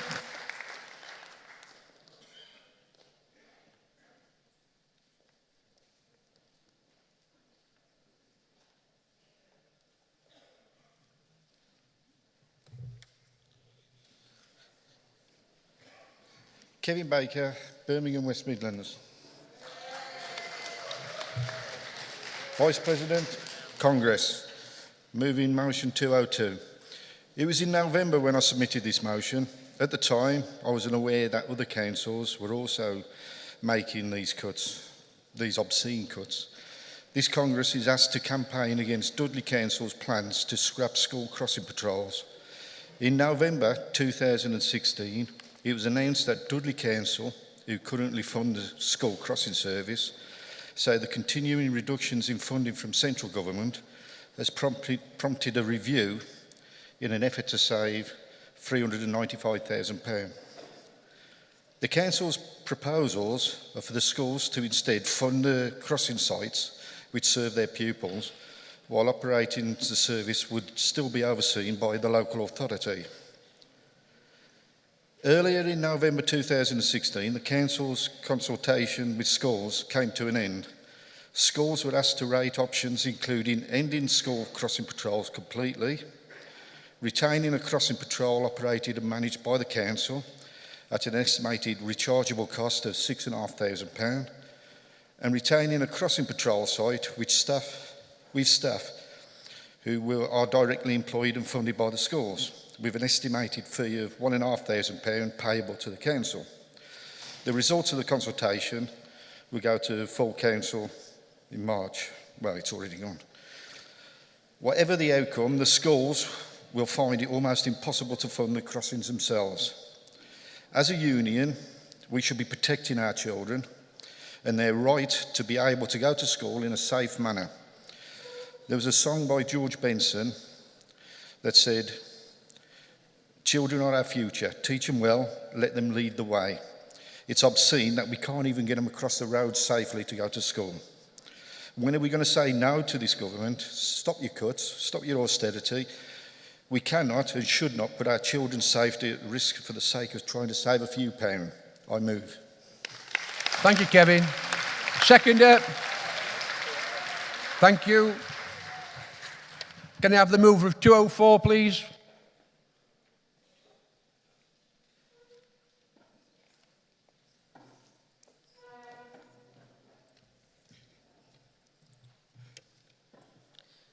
Vice President, Congress, Karen Sanders, Wales and South West Region, first-time delegate, first-time speaker.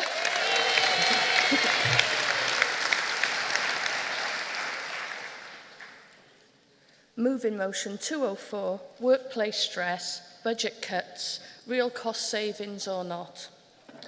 Congress, Our members working in the police services have seen their numbers significantly cut whilst their workloads have massively increased over the past 6 years. So-called efficiency savings have resulted in Romanian staff carrying the burden of ever-increasing workloads. Ask yourself, what is the true cost? Budgets have been slashed. Departments have been cut back to the bone and barely function without the goodwill and commitment from our members. Sickness levels due to stress within the workplace affect everyone. The well-being of our members is either being ignored or taken for granted. Ignored because workloads still have to be managed. Ignored because managers are under increasing pressure to get things done. Our members consistently go the extra mile, starting work early, finishing work late, and not taking breaks. Our members' stress levels are at an all-time high due to the ever-increasing demands on the emergency services. Our members' well-being is and has been suffering at alarming rates. A recent labour force survey shows that the total figures for work-related stress and/or depression in 2016 totalled 488,000 cases. There were 24,000 new cases in 2016 alone, resulting in a total loss of 11.7 million working days. These figures speak for themselves, and it is well documented stress is more prevalent in public service industries. Only this week, it has been highlighted in the media that 1 in 20 emergency service workers tried to kill themselves in 2016. As a rep, I know I am spending more and more time dealing with stress-related workplace issues. Do the books balance? How much more is being spent on supporting workers at breaking point? Are these true efficiency savings or just another case of pernicious Tory cuts? This has to stop. Our members deserve better, as do the public. Please support this motion. I move.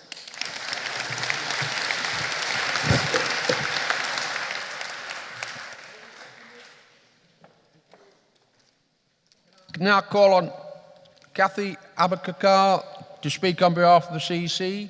Kathy.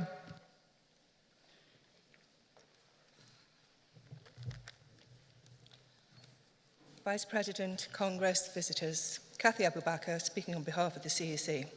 We are supporting motions 195, 196, 198, 200 and 202 with qualifications.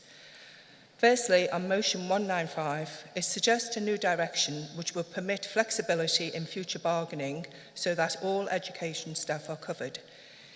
This would work if the standalone or local academies would buy into this where they are within local authority structures.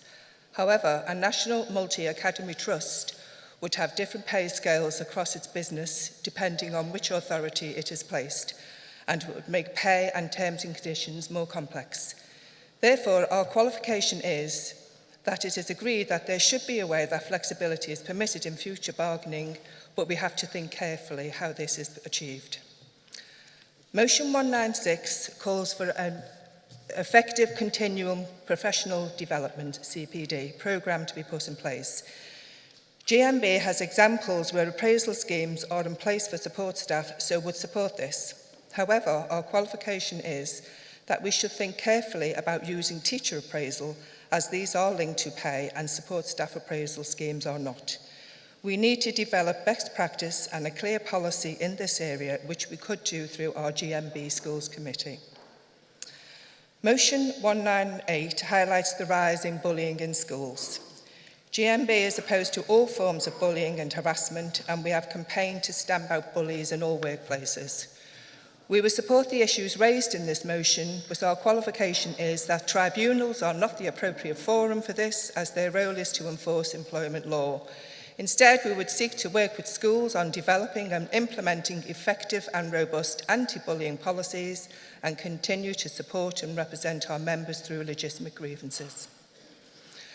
Motion 200 is in line with our policy carried by Congress 2011 Motion 138, school support staff contractually forced to administer medication to pupils, where similar issues were highlighted. We remain opposed to school support staff carrying out procedures, as these should be done by medical professionals. However, this motion seeks to go further and calls for school funding for nurses to be employed. We would support this initiative. However, without fair funding for the NHS and the right funding for schools, it would be difficult to implement this provision, but we will continue to campaign on this. Finally, on motion 202, there have been examples of other local authorities cutting the school crossing service, one being Wandsworth Council in 2012. The qualification is that this is likely a national issue, and information should be gathered to determine if this is a campaign that can be more broadly applied. Therefore, Congress, please support motions 195, 196, 198, 200 and 202 with the qualifications I've laid out. Thank you. Thank you, Cathy. Does Southern accept the qualification on 195? Yorkshire accept the qualification on 196 and 8. London accept the qualification on 200. And Birmingham accept the qualification on 202. I'll now put the motions 195, 6, 7, 8 and 9, 200, 202 and 204 to the vote. All those in favour, please show. Any against? They've carried. Can I now ask Composite 24, Southern to move Birmingham to second and priority to London, 326 London, 327 Yorkshire, 328 London, 329 Northern and 330 London to come to the front, please. And if there's any seconders, can they come as well? And can the mover of Composite 24 come to the rostrum? Steve Oakes, Southern Region, moving Composite 24, cuts to school funding. Before the election, there was changes to fairer funding. That would be costing $3 million worth of cuts. Okay, in real terms, that's 12% of every school's budget. In my borough, Greenwich, that worked out at $250k every primary school, $800k every secondary school. Now the Tories have changed their mind, funny enough, because there's an election and May's U-turn once again. And basically now they're saying that they're going to put in $4 billion. But let's break this down a bit. $4 billion, okay, is $1 billion a year. We don't know, and we can't trust her because she's a liar, okay, what she is going to invest that money in. Is she going to ring fence it into grammar schools? Is she going to ring fence it into building academies where they're not needed? We don't know. So we've got to carry on fighting this, and we've got to carry on talking about it, moving forward on it. All right, so when these cuts happen, it's support staff primarily that take the lashing, okay? It's our members that lose their jobs, all right? You've got schools now asking parents for donations to buy exercise books. Come on, things have got to change. In our borough, this year, there was a school in a 1.25 million deficit, okay? And they wanted to get rid of 35 support staff jobs. And the members there, they said no. And what they did was they organised with the teachers' unions and they went on strike for 3 days. At the start of the action, okay, what was said was by the local authority, you've got no chance of making a difference. That's what they told us. After 3 days of organised strike action, we saved 20 jobs. It can be done.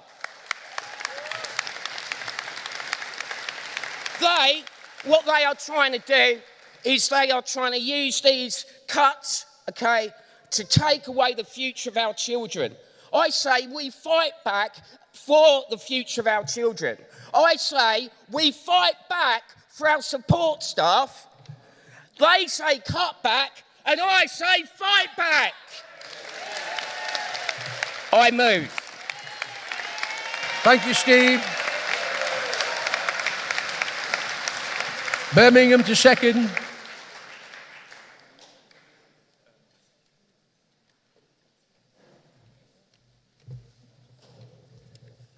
Elliot Downing, Birmingham Region, first time delegate, first time speaker.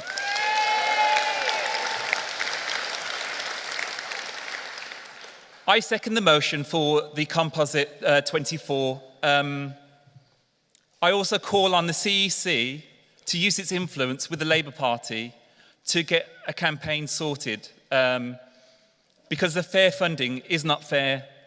It's taking money from inner city, so primarily Labour supporters, and then giving it to leafy suburbs that don't particularly need that extra support. In the Birmingham region, we're finding a lot of schools are restructuring because they can't afford support staff or caretakers. So I second this motion. Thank you. Thank you very much, Elliot. London, put a speaker in.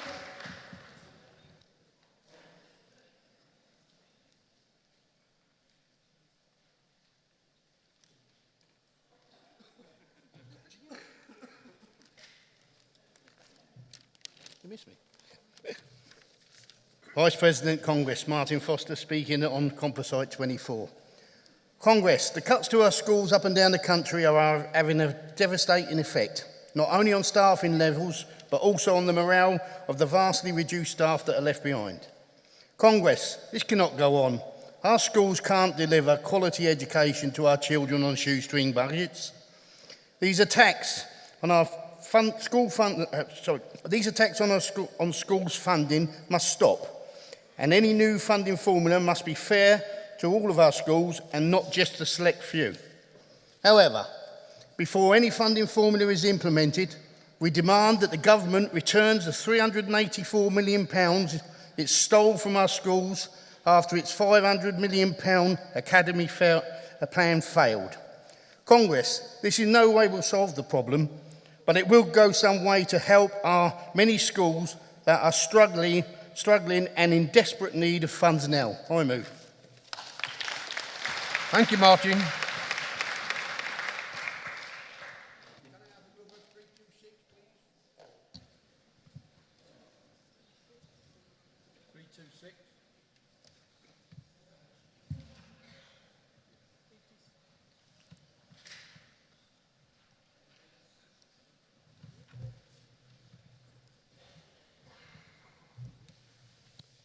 Francis Franklin, London region, moving motion 326. Vice President, Congress. The 2012 Olympics in London were won under a Labour government.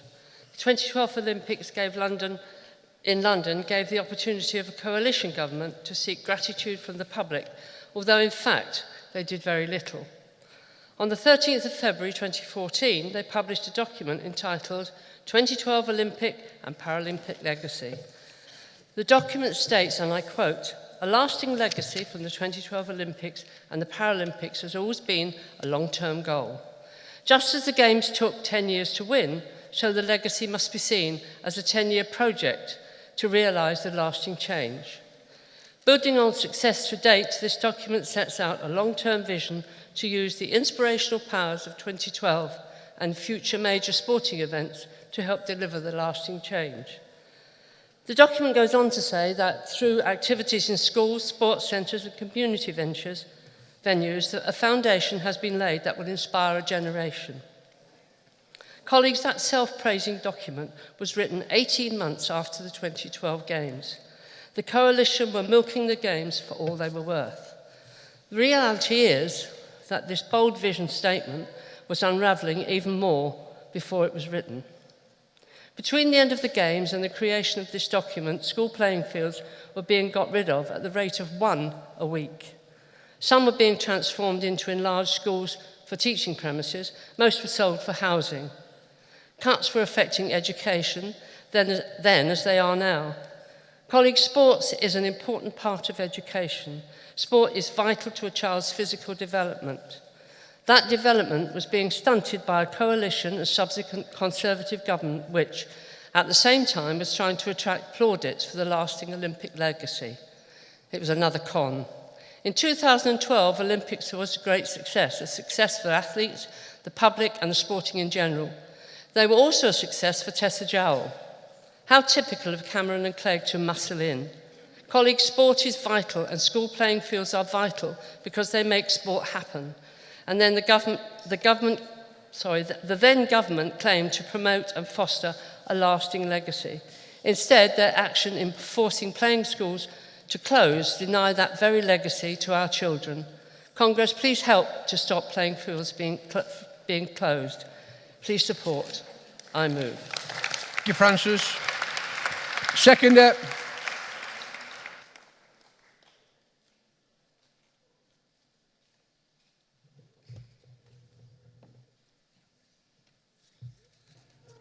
George Fraser, London Region, second in motion 326, Vice President Congress.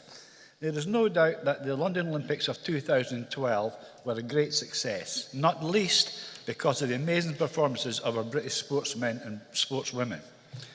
These performances did indeed inspire the youth of this country. And that inspiration, colleagues, should have been nourished, should have been supported. The damaged coalition government sought to enhance its image by publishing the lasting Olympic legacy document, which you just heard about. You may have thought it was a worthy document. Colleagues, it was a soundbite. It was a sham. How can you develop our youth into world-class athletes when the wherewithal to achieve this is removed? School playing fields were sold. Sports centres have been closed. A lasting Olympic legacy? It's a lasting sacrifice of our youth to the god of austerity. Colleagues, please support this motion. I second. Thank you. Thank you, George.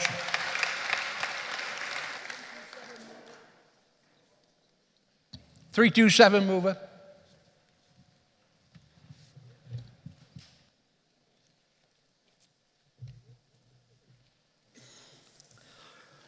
Ian Kemp, Yorkshire and North Derbyshire region. Moving motion 327. Vice President, Congress. Hidden in the same white paper containing Theresa May's vanity project of new grammar schools is a plan to remove the entrance cap for new selective faith-run schools. This will mean kids from non-adherent families being refused admission, potentially from the only schools in the area where they live. It will create the spectre of schools becoming ghettoised and our children's education becoming sectarian, and all paid for by you, me and every other taxpayer in the country. At present, religiously selective schools must have 50% of pupils from non-adherent backgrounds. This allows for schools having pupils from diverse backgrounds. Now, surely, comrades, diversity is an education in itself and can only promote tolerance and acceptance of others in our children. If the Tories win on Thursday, we'll end up with an educational apartheid based on the belief system of parents with little opportunity to interact with those from different backgrounds with different faiths and philosophical beliefs. Segregation breeds mistrust, reinforces prejudices and promotes a siege mentality. Education should be, no, education must be inclusive and not exclusive. The proposal will do nothing to raise education standards. It won't promote social mobility. It won't increase opportunities. Professor Ted Cantle, an expert in integration, has raised concerns that religiously selective schools are less accessible to children from poorer backgrounds. Both the Mayor of London, Sadiq Khan, and Matthew Ryder QC, his Deputy Mayor with responsibility for integration, have both come out against the proposal. As Deputy Mayor Ryder said, the proposal should be of concern to those of us who believe we should be striving to create more avenues for social integration, not fewer. That's why our union should be concerned. The proposal is the antithesis of what the GMB stands for, and we should oppose it. Comrades, support motion 327, oppose the proposal to abolish the 50% cap, oppose segregation and exclusivity, support integration and inclusivity. I move. Thank you, Ian. Formally seconded. Mover of 328.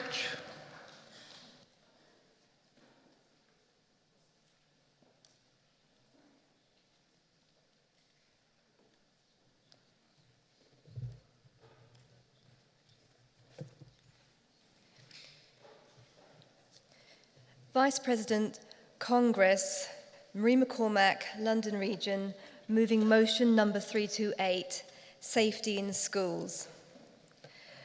Research shows that if you are able to walk, that walking is good for you. It also says that the armchair is the biggest killer. Children who walk to school are said to be less stressed and more receptive to learning when they arrive.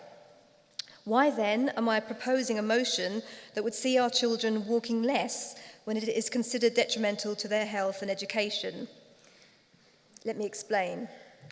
It's months now since I submitted this motion, and while there have been some recent tragic child fatalities, there have been thankfully less reported incidences of violence and murder of children at the school gate, compared, that is, to the situation in 2016 and early 2017 when I submitted the motion.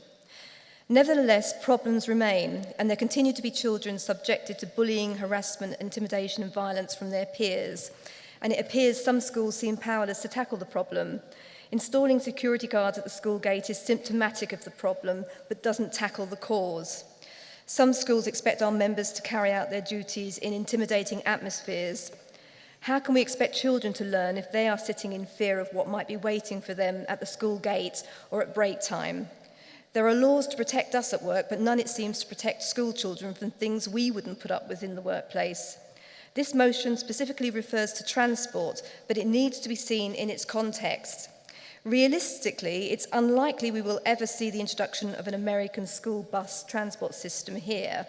But in areas where children are clearly not safe and run the risk of encountering conflict, schools should provide transport so that risks are reduced or eliminated. Of course, the root of the problem needs to be tackled, including getting knives off our streets and back into knife drawers, and with investment in anti-bullying initiatives. But until then, as the motion says, going to school in the morning shouldn't expose you to risk of injury or death in the evening. I call upon the mighty muscle of the Union to throw itself behind this motion. I move. Thank you, Marie. Thank you, Marie. Seconder.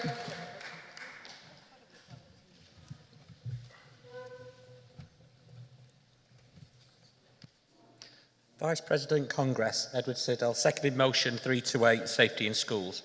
With the rise of knife crime and youth involvement in gangs, I call upon the GMB to campaign for the provision of safe school transport to and from schools to ensure that children and young people feel safe going to and from schools without the fear of being attacked. Congress, I second.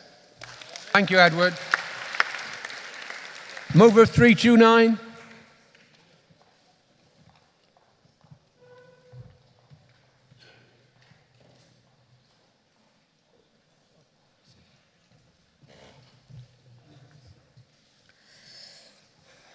Vice President, Congress, Ellen Dowson, Northern Region, first-time delegate, first-time speaker.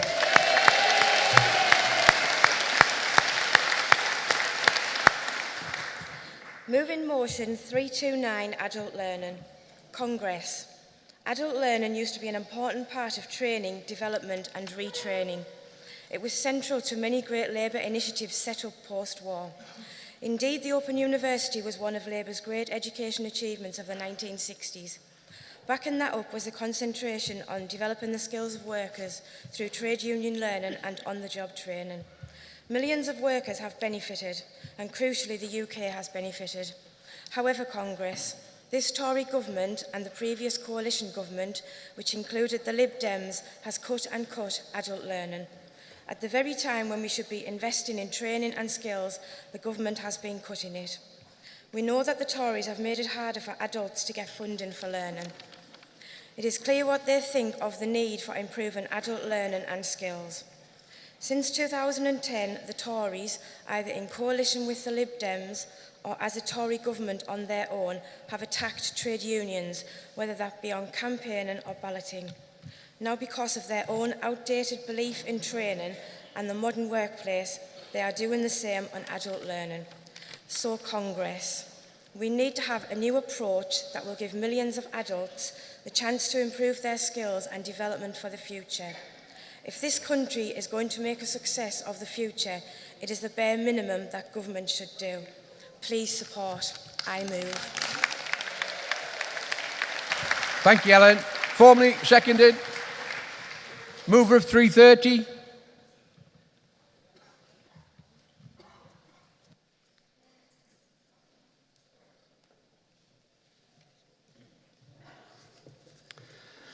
Vice President, Congress, Vaughan Thomas, London Region, moving motion 330, unemployment and training.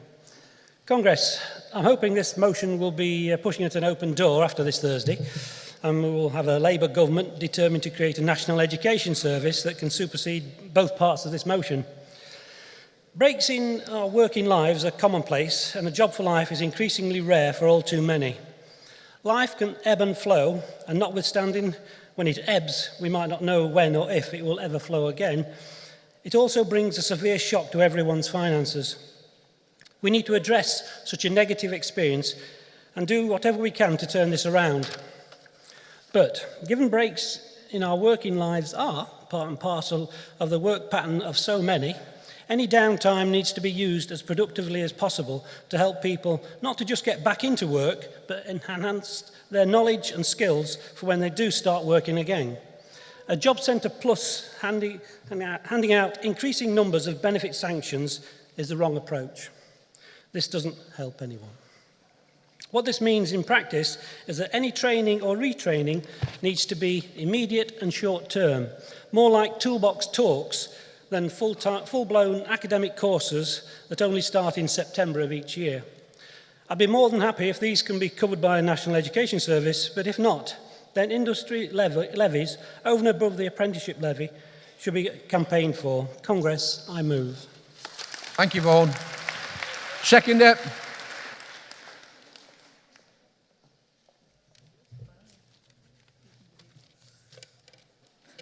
Shan Wilson, London Region, second motion 330. Vice President, Congress.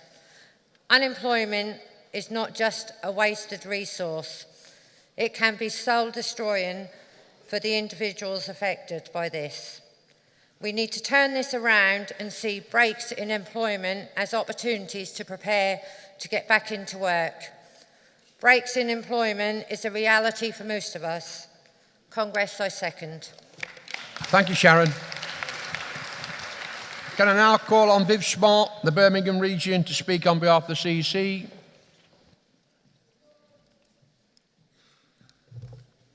Vice President, Congress. Viv Smart speaking on behalf of the CEC. We are supporting Composite 24 and motions 328 and 330 with qualifications and asking Congress to refer motion 326, taking them in turn.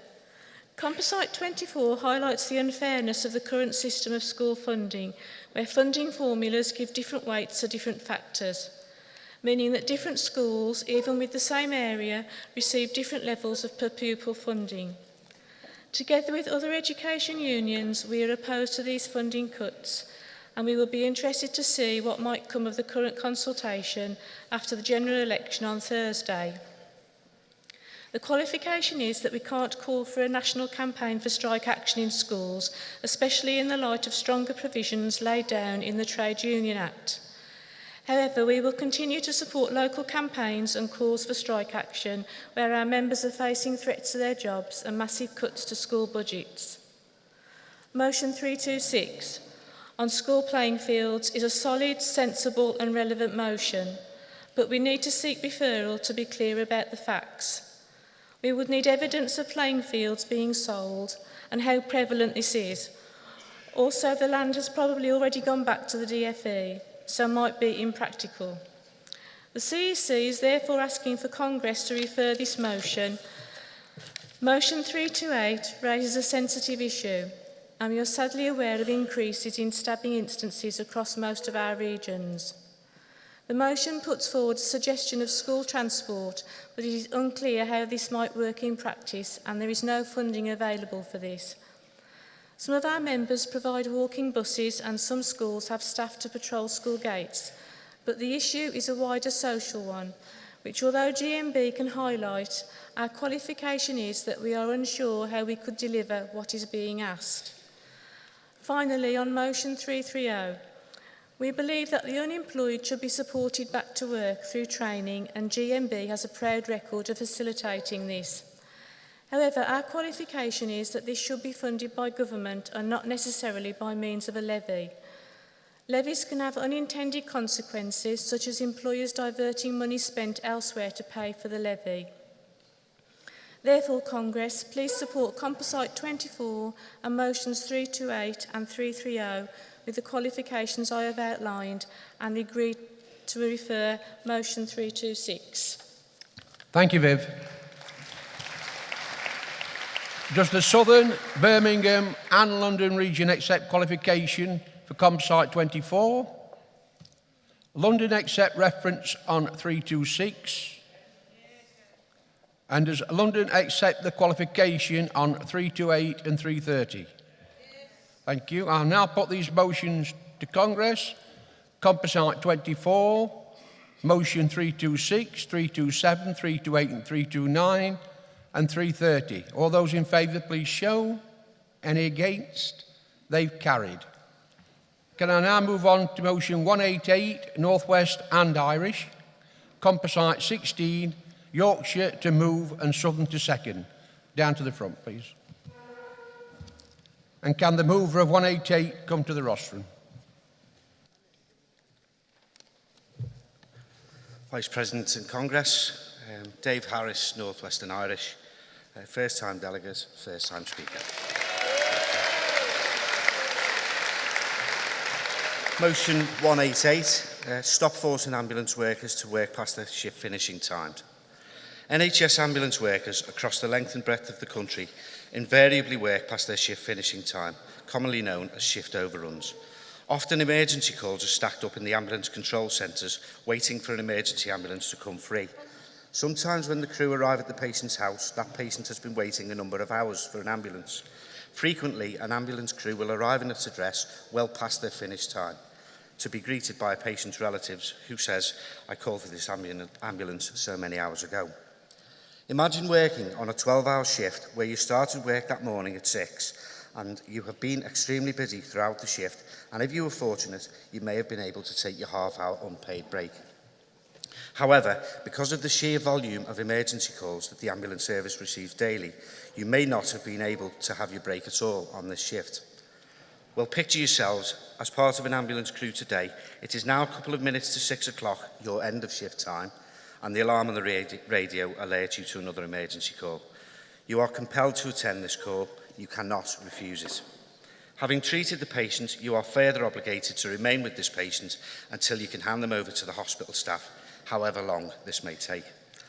On reaching the hospital, you may then be put into a queue before you can hand over the patient to a qualified nurse or doctor. Now the downside, you may need to queue with your patient from between a few minutes and anywhere up to a few hours, and in some exceptions, 8 or 9 hours. And we've seen in the press how ambulance staff have to queue on hospital corridors waiting for a scarce hospital trolley. So whereas your shift should have ended at 6 o'clock, it may now be 8, 9 or even 10 o'clock at night, or in some cases even later. This then impacts further on the oncoming crews being unable to respond through lack of available vehicles and the late finishing crews. Also, the impact that this has on your family life as well, when there's no point in organising things when you're on shift. This is not a unique scenario, but often a regular occurrence, and for many ambulance crews it happens on each and every shift they undertake. This is not only a risk to the ambulance workers' health and well-being, but could also put the lives of the patient and public at risk by having a tired and exhausted ambulance crew driving to an emergency call or to the hospital with our loved ones. Ambulance employers could significantly reduce emergency calls being given to crews to prevent shift overruns if they employed more ambulance workers and allowed them to attend emergency calls, instead of stacking up calls to wait for an available ambulance, which many ambulance services currently operate. I move this motion to Congress. Thank you, David. Seconder.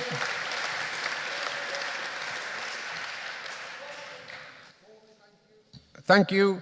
Can I have the mover of Composite 16, Yorkshire?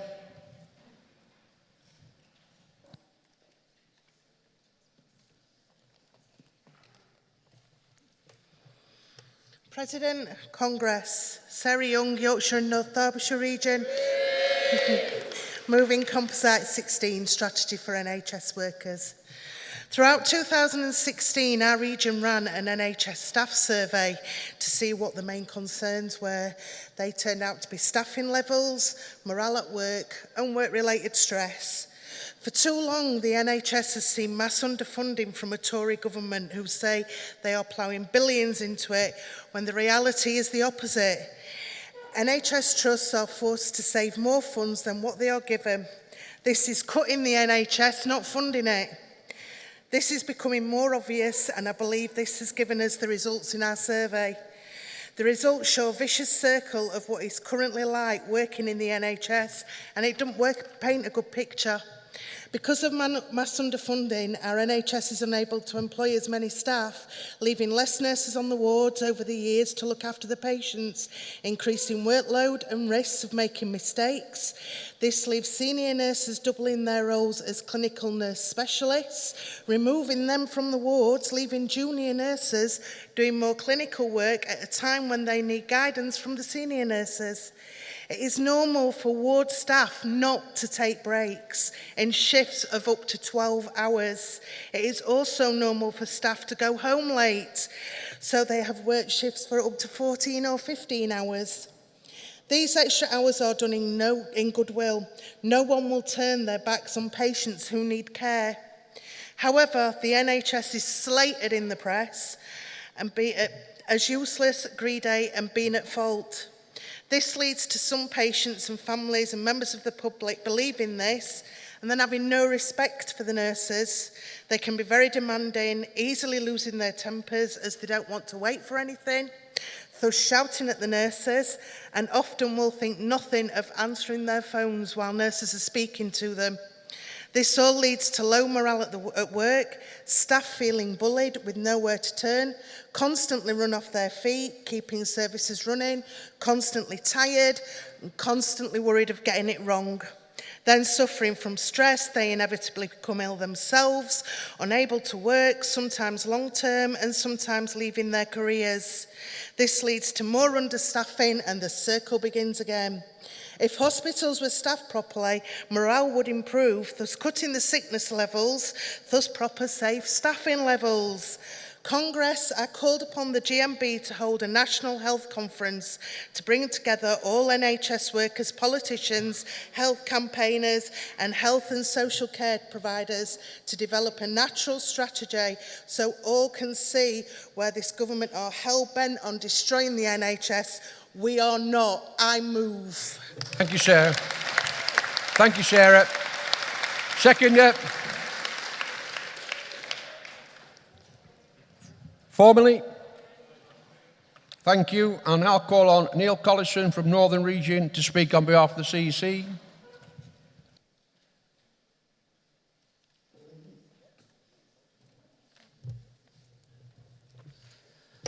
Vice President, Congress. Neil Collison speaking on behalf of the CEC. We are supporting motion 188 with a qualification and asking Congress to refer Composite 16, which covers motions 190 and 191. On motion 188, it is widely acknowledged, not just within the GMB, but in the wider public, that those in the ambulance service work incredibly hard, and that it is an incredibly tiring job. Often, our members are in physical conditions that should negate them from being fit for work, but they continue because they care for those in need. The qualification for this motion is that it suggests that we campaign to reduce emergency calls to crews without any other campaign option. We could not credibly campaign to reduce emergency calls, as that could put many people at risk. The issue lies in the lack of resources provided to the service in terms of staffing levels and vehicles in particular. Composite 616 tackles the issue of bullying and harassment in workers in the NHS. We have previously undertaken surveys on this issue, and therefore this will remain an ongoing campaign. The NHS undertake a staff survey each year, and the GMB can review how we factor the survey results into this campaign. However, whilst this is an admirable suggestion, it should be referred to the Public Service Section National Committee to deliberate the practicalities of holding a conference specially for this issue. It should also be noted that it is a section conference year in 2018, which might be more appropriate of a time to debate this. Therefore, Congress, please support motion 188 with the qualification I've outlined, and refer Composite 16 with the arguments I've laid out. Thank you. Thank you, Neil. Does the North West accept the qualification on 188? And does Yorkshire and Southern accept the reference on Composite 16? I'll now put them to the vote. All those in favour of motion 188 and Composite 16, please show. Any against? They've carried. We now move on to the CEC Statement of the NHS. I will call for the CEC Statement to be moved, then we will hear from motions in the NHS section. Could I now call on Martin Jackson to move the CEC Statement?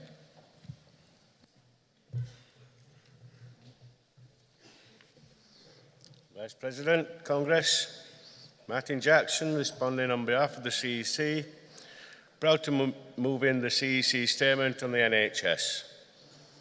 This lays out GMB concerns heading into the not-too-distant future. It's a statement of what we have seen happening in our NHS by the coalition government, by the Cameron administration, and what is the current administration has, or rather doesn't have planned for it. Let us be clear, Conference, we have no confidence in a Conservative-led government running the NHS. They do not believe in the founding principles of the NHS, Naia Bevan and the Atlan government. From crippling austerity measures or a diet forced upon the NHS to extreme cyber attacks on IT systems, patients and workers in the services are being pushed to breaking point under the Tory austerity agenda. Not only have the Tories proved their contempt for the NHS, but they have also proved their absolutely incompetency in being able to run anything. Updating Windows XP is not difficult.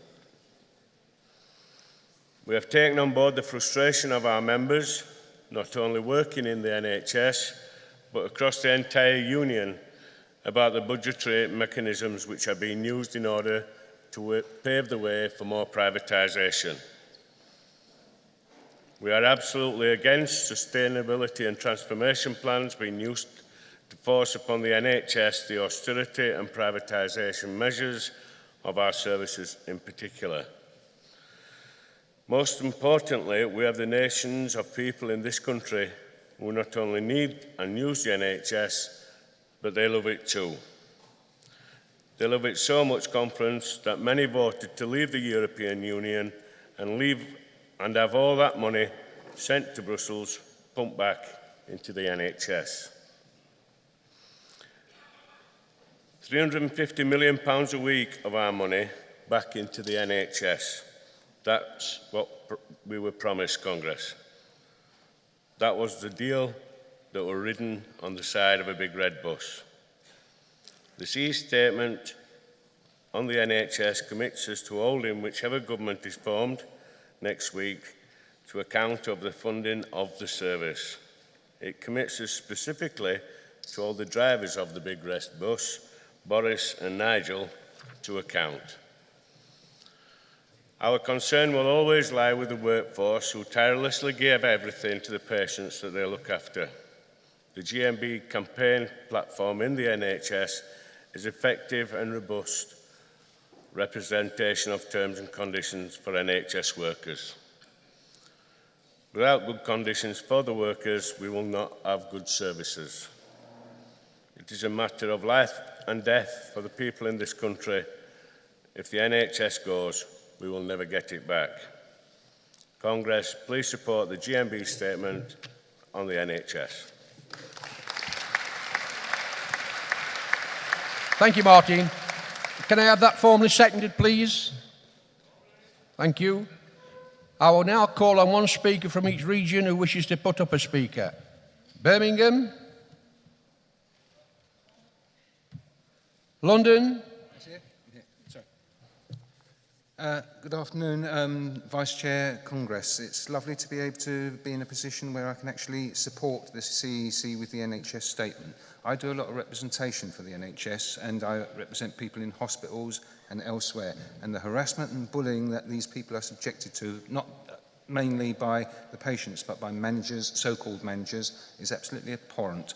We had a situation not long ago with an organisation called Sodexo, a private company, who actually continued to harass and bully a member. And because one member of staff, a security member of staff, went to have lunch one day, forgot his wallet, left his wallet in another trousers, was disciplined and dismissed. The GMB took action on this, and we took stern action. We put it in the press, and we campaigned against it, and that member was fully reinstated. That's just one example.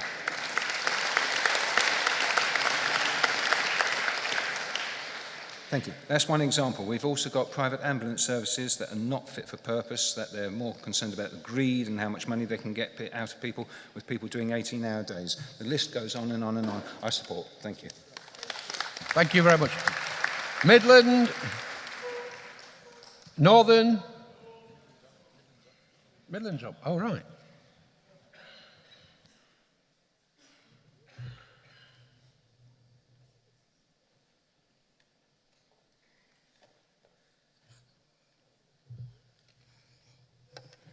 President, Vice President, Conference, Donovan, Midlands and East Coast. This statement that the CEC has produced is spot on. Sustainability and transformation plans equal basically companies joining together, but they really equal cuts. They mean cutbacks, and that means basically people will suffer. The other side of it is as well is, as has already been mentioned, the ambulance service. On Bank Holiday Monday, I was sat for 3 hours on an ambulance. Listening to calls coming in, I was actually escorting a patient. We couldn't get in. There was another 7 sat on the sideway, and we were sat there for ages. Then we spent all night in A&E because there were 4 wards shut because of a sickness bug. That's 80 beds. So at the end of the day, this Tory government is basically not producing what the NHS stood for. It's producing a very unsafe NHS. Please support this motion and get rid of these Tories. Thank you, Dawn. Northern, Northwest, Scotland, Southern, Southwest, Yorkshire. I now put the statement to conference. All those in favour of the CEC statement, please show. Any against? That's carried. We'll now move into the motions. Can I have 288, Wales and South West? Composite 21, Yorkshire to move and Birmingham to second. 297, Birmingham. 22, Composite 22, Birmingham to move, Southern to second, Yorkshire to take priority in debate. 311, North West and Irish. And 313, London. Can I please have the 288 to the rostrum, please? Nathan Holman, Wales and South West Region, moving motion 288. President, Congress. Our cherished National Health Service has clearly become a key policy battleground for those contesting this week's general election. NHS providers have constantly struggled to cope with increased demand due to a growing and ageing population and rising costs. The sector is reporting a combined deficit of almost 2.5 billion, with the underlying shortfall probably closer to £3 billion. Between 2010 and 2015, phase one of the Tory period of rule, funding rose by only 0.9% in real terms, contrasted with average increases since 1948 of 3.7%. At the same time as funding has fallen, the perfect storm has been created by reason of the increase in the number of elective care admissions. Don't be fooled by the government's claims that only 8 billion is required to balance the books. This is simply not enough to bridge the gap. Congress, the overwhelming evidence is that our NHS is not receiving enough money. The pressure to deliver services is immense. The finances of trusts are further disadvantaged by systems of fines when they miss NHS treatment targets, thus pushing them even further into deficit. The Tory government poor funding of healthcare means that the UK continues to fall behind other countries in terms of investment in health as a proportion of GDP. Clearly, our NHS today is underfunded and overstretched. The choice is very simple: increase funding or cut care. Patients and communities deserve better than that and should be guaranteed a service that is funded and staffed to meet their needs. We desperately need a budget that meets the demand for health service, sets realistic targets for efficiency savings, protects funds for transformation, and properly invests in long-term sustainability. More doctors need to be trained. The pay and working lives of staff must be improved, and the service must be valued by those in the corridors of power. Congress, a truly 7-day health service will only be possible if government is prepared to address the underlying and structural threats to patient welfare and that are caused by insufficient funds and staffing. It's time for action. The situation is at crisis point, and before long, we will not have a health service that we can recognise. Next Thursday, the public have a choice to make between a health service for everyone, Labour, or an ideologically driven Tory policy of running it into the ground with cuts and privatisation. If Nathan, cut it short, please. If Bevan could fund an NHS after World War II with a deficit, we have no excuse now. I should not be difficult to choose. I move. Thank you.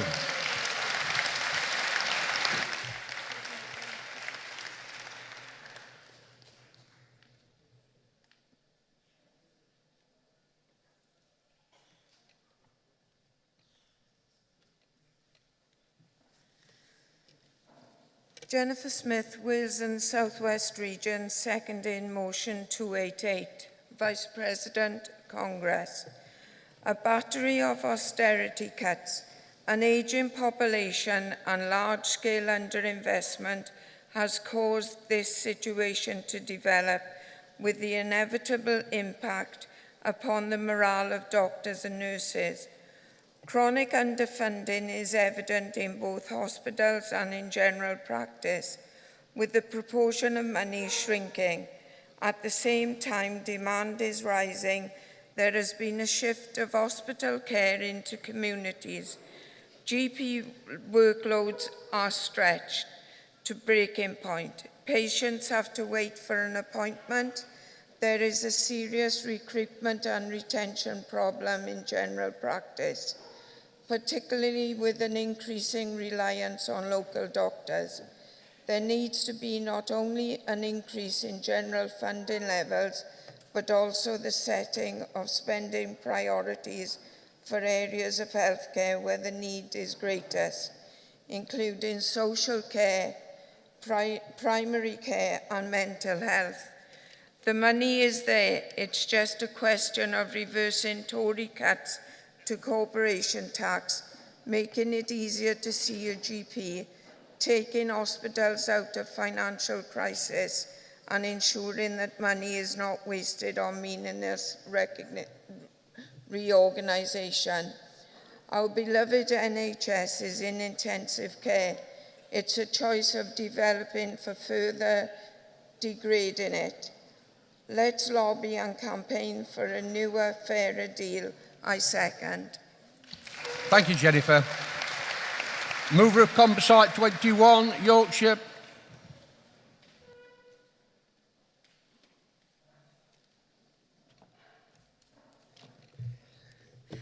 Sarah Young, Yorkshire and North Derbyshire region, movers in Composite 21, closure of NHS service beds. Barnsley hospitals closed more beds in November 2016 in a period of the year when beds are desperately needed. This resulted in record breaches in A&E 4-hour waits in December and January, and there is no end in sight to the problem. On a personal level, I can give you the reality of that. I've got 24 years experience working in the NHS and I've never seen it so busy. Sometimes running over 100% capacity to make sure patients get the best possible care. It's not safe and it's not easy working on a ward today. However, in the last year I've had experience on the other side of the fence with my parents, and now I ask you to listen. Mum's final admission to hospital was through A&E by paramedics in the middle of the night. We waited 8 hours in A&E. There were 5 patients in resource. All bays were full. The waiting area was at breaking point. A patient suffering from mental health was brought in, but her needs were so great, staff couldn't cope and the police were called to help. It was just after 8 in the morning Mum was seen and admitted. The hospital is taking patients from a wider area due to cuts and closures at smaller hospitals such as Barnsley, but there are no more beds, staff or funding. The wards were also full, yet the care was brilliant. The compassion and comfort when we needed it was unfaltering in the end. In February, it was Dad's turn in A&E. I was horrified. A&E was full. Patients were stacked in the aisles between the bays, out into the main A&E corridor, all the way out to the ambulance bay, where paramedics were also queuing, and the waiting room was once again full to bursting. The frailty unit where we were to be admitted was full because patients were too ill to go home. But there's no nursing home places either. A nurse apologising to patients for keeping them waiting while attending to them, and 12 hours later from being rushed in to finally being admitted. Yet Jeremy Hunt and this government don't give a shit and say it doesn't matter about waiting times. Well, it does matter and it's got to stop. Of course it will stop with Labour in power. We've got to return a Labour government on Thursday. Patients should not be left to suffer on trolleys waiting for up to a day to be seen and admitted to the correct speciality. The risk of deteriorating stuck on a trolley is very high.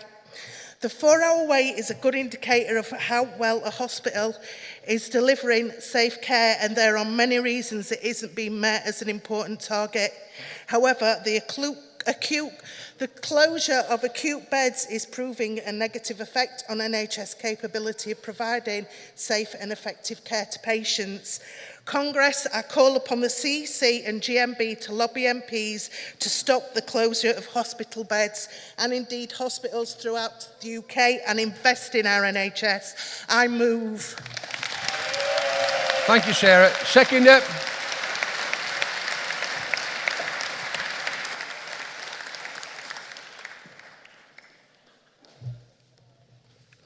President, Congress, Paul Jackson from Birmingham and West Midlands region, R35, supporting the Yorkshire and North Derbyshire, speaking on Composite 21. National health bed closures. One of the most emotive issues debated cross-party during the campaign prior to Thursday's election is the state of our National Health Service. It's pointless debating who did what in the past or who's to blame for the demise in the standards, but the answer is not to close cottage hospitals.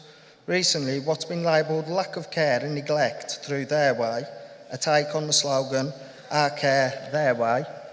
All these closures have done is exasperate the NHS bed deficit, and whoever came up with the idea must be quite bonkers.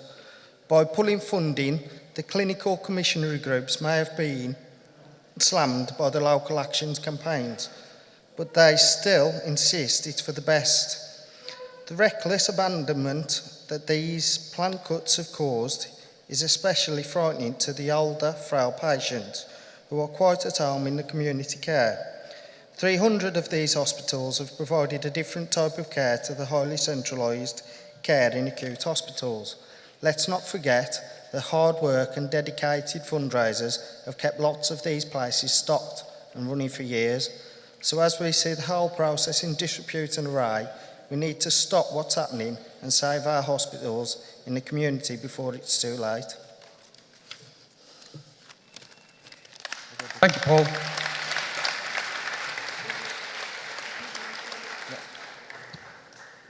Congress, Vice President, again.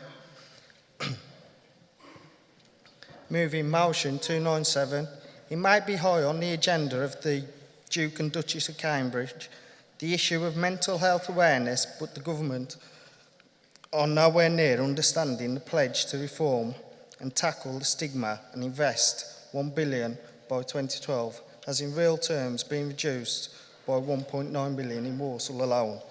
40% of its trusts in England have been forced to reduce budgets, who all say none of their extra funding promised has materialised. So while the stigma still exists, the help isn't as forthcoming as it's promised. 57% of clinical commission groups plan to reduce their spending on mental health issues. After Theresa May, our Prime Minister, has promised to spend record levels, Luciana Berger MP has questioned the deficit and lack of funding, and her concerns are that funding is not reaching the front line.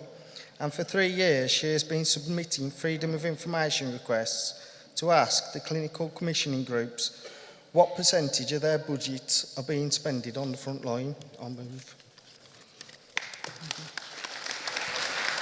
Thank you. Seconder.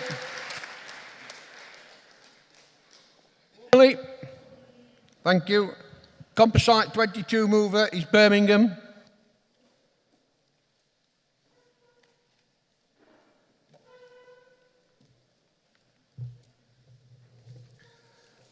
Stephen Robertson, Birmingham West Midlands region, moving composite 22.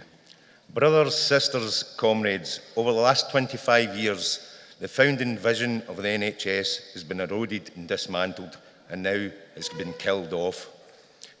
In this general election, we'll be voting for the future of the NHS, which is in critical care and life support. Only a change of government or a change of the law can save it. The Health and Social Care Act in 2012 was tantamount to a death sentence of the NHS. Make no mistake about it, if the Tories have their way, there will be no NHS. It's already been broken up into 44 regional areas called footprints, each who are charged with coming up with sustainability and transformation plans. These nasty Tory plans, if allowed to go ahead, will be the final nail in the coffin.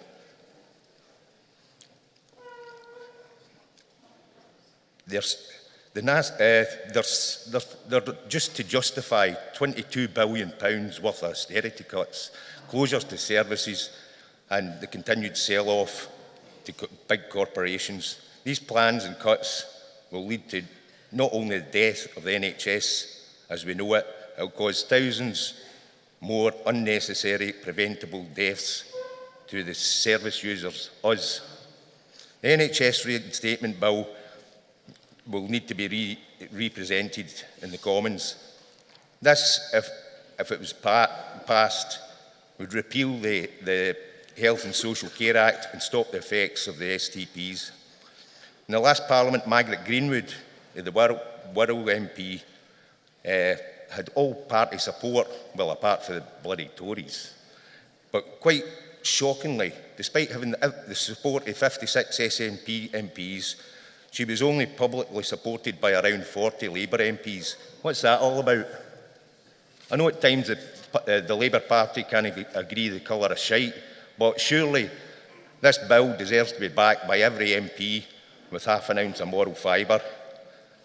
The Tories hypocritically keep telling us they care about the NHS. Your local Banbury MP, Victoria Prentice, is forever bleating on about how she loves the Horton General Hospital and telling us she's championing the fight to keep the acute services there. Then she refuses to condemn STPs or back the bill or even acknowledge that it's her party's policies that are behind the downgrades and the threats in the first place. We need to call out these folk for what they are, lying, devious scumbags. The GMB calling every member, every branch, every region, every union, every MP to do everything in their power to back the bill and stop these evil STPs from putting a do not resuscitate sign over the NHS and in effect euthanising a already Stephen, very wind sick up system. now, please. I move. Thank you. Southern to second.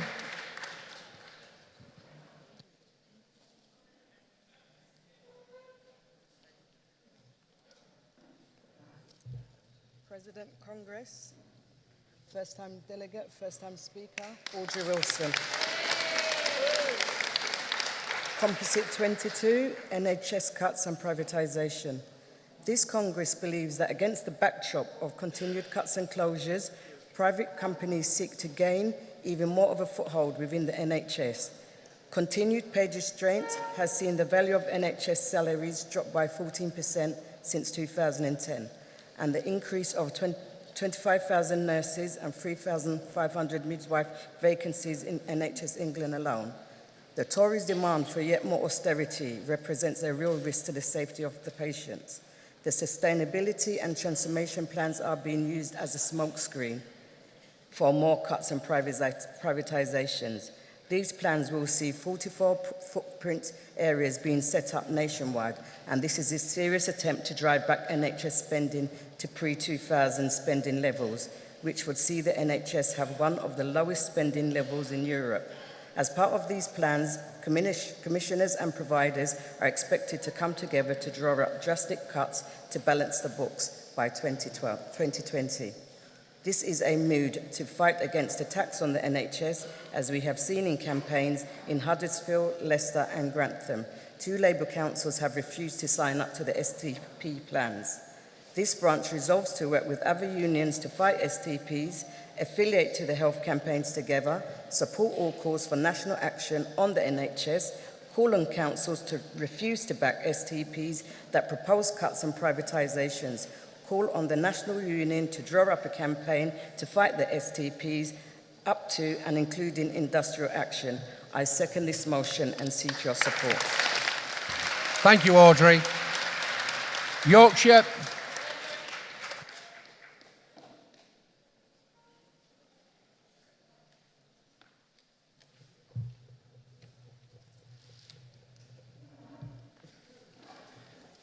Joe Smith, North Western Irish Region, moving motion 311, bed sores. Vice President, Congress. I presume not many of you in this pavilion, if you would have not read this motion and not been involved in issues with bed sores within your family, would realise the importance of the motion. Yes, we are living longer. The longer we live, the possibility somewhere in your life you could be confined to your bed. This is where the problem starts, if not taken on board right from the beginning. And very sadly, I do believe there were 96 deaths where bed sores were the underlying cause, and a further 771 deaths were the contributing factor. When I have seen this firsthand, this problem, with a member of my family, and what makes it more difficult, my nephew was a generation younger than myself.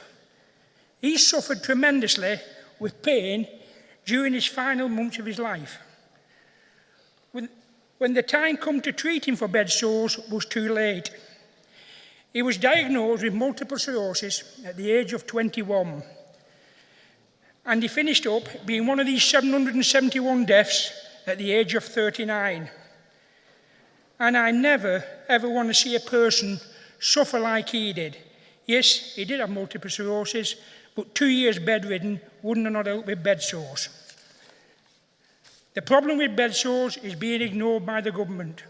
Lack of funding high cost for effective treatment, and the high cost to the NHS budget is running into millions. This problem needs addressing urgently. Please support I move. Thank you, Joseph.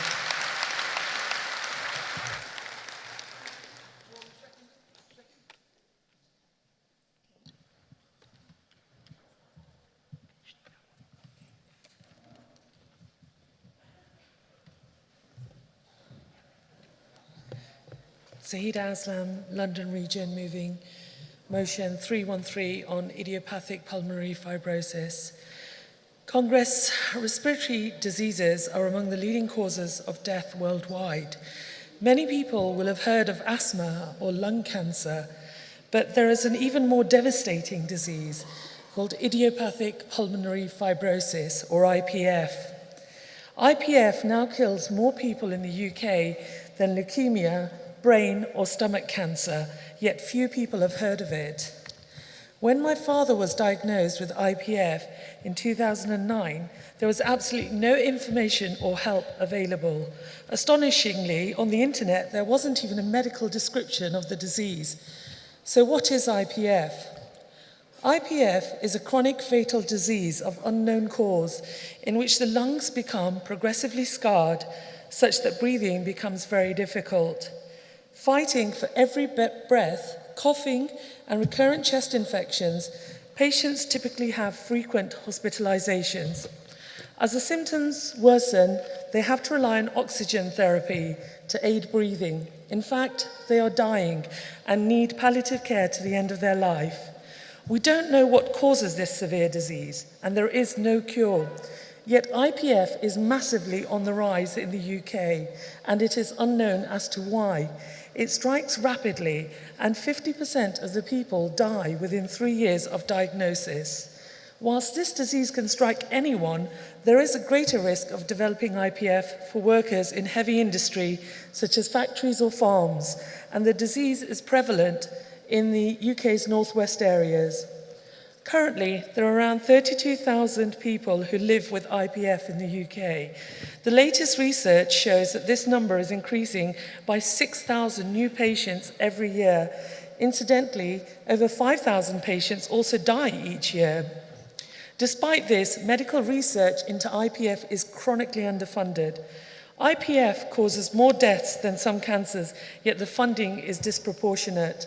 For instance, the government invests 32 million in leukemia research each year and just over $500,000, or only 2% of this, in IPF research. Clearly, more needs to be done. This Congress recognises the devastating effects of IPF, a fatal lung disease, rapidly on the increase with the prevalence of incidents in the UK's industrial areas. And we call on the GMB to lobby the government to raise awareness, commit more resource for research and improved medical care pathways.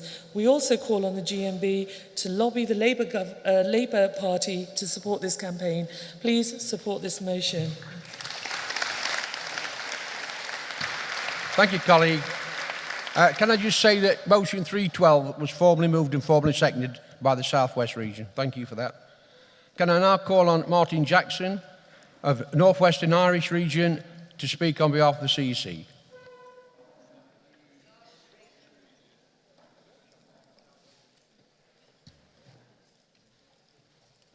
Sorry, Malcolm. I'm a proud Yorkshireman, mate.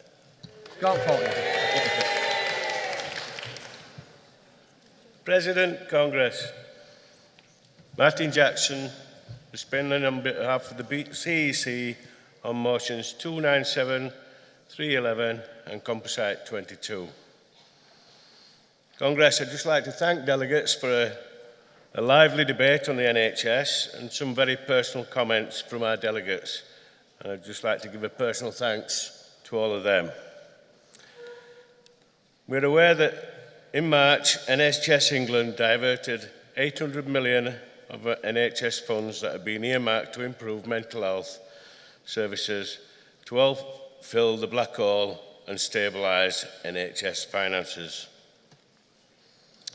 We also know that record numbers of GP practices have closed due to GPs retiring, practices merging, or GPs and their teams no longer being able to cope with the growing patient demand without necessary funding.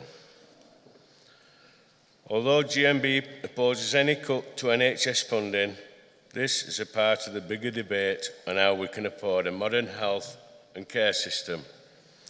And we would seek to refer motion 297 to be dealt with and researched by our Public Services National Committee. On motion 311, we have heard the problems faced with some patients who have developed bed sores, which should be preventable. Our qualification is that this is all part of the imbalance in staff-patient ratio, which has meant that with shortages of staff on wards, patients are unfortunately missing out on some essential care. And these are not isolated incidents, delegates. This is out throughout the NHS. And be assured that we continue to campaign to increase staffing levels within the NHS. We'll find, if we have another 5 years of Tory government, that we'll not have an NHS, and whatever is left of it will become a mis-staffs happening everywhere throughout the country. Finally, on Composite 22 on NHS cuts, our updated CEC statement clarifies our position that STPs are mechanisms for saving money.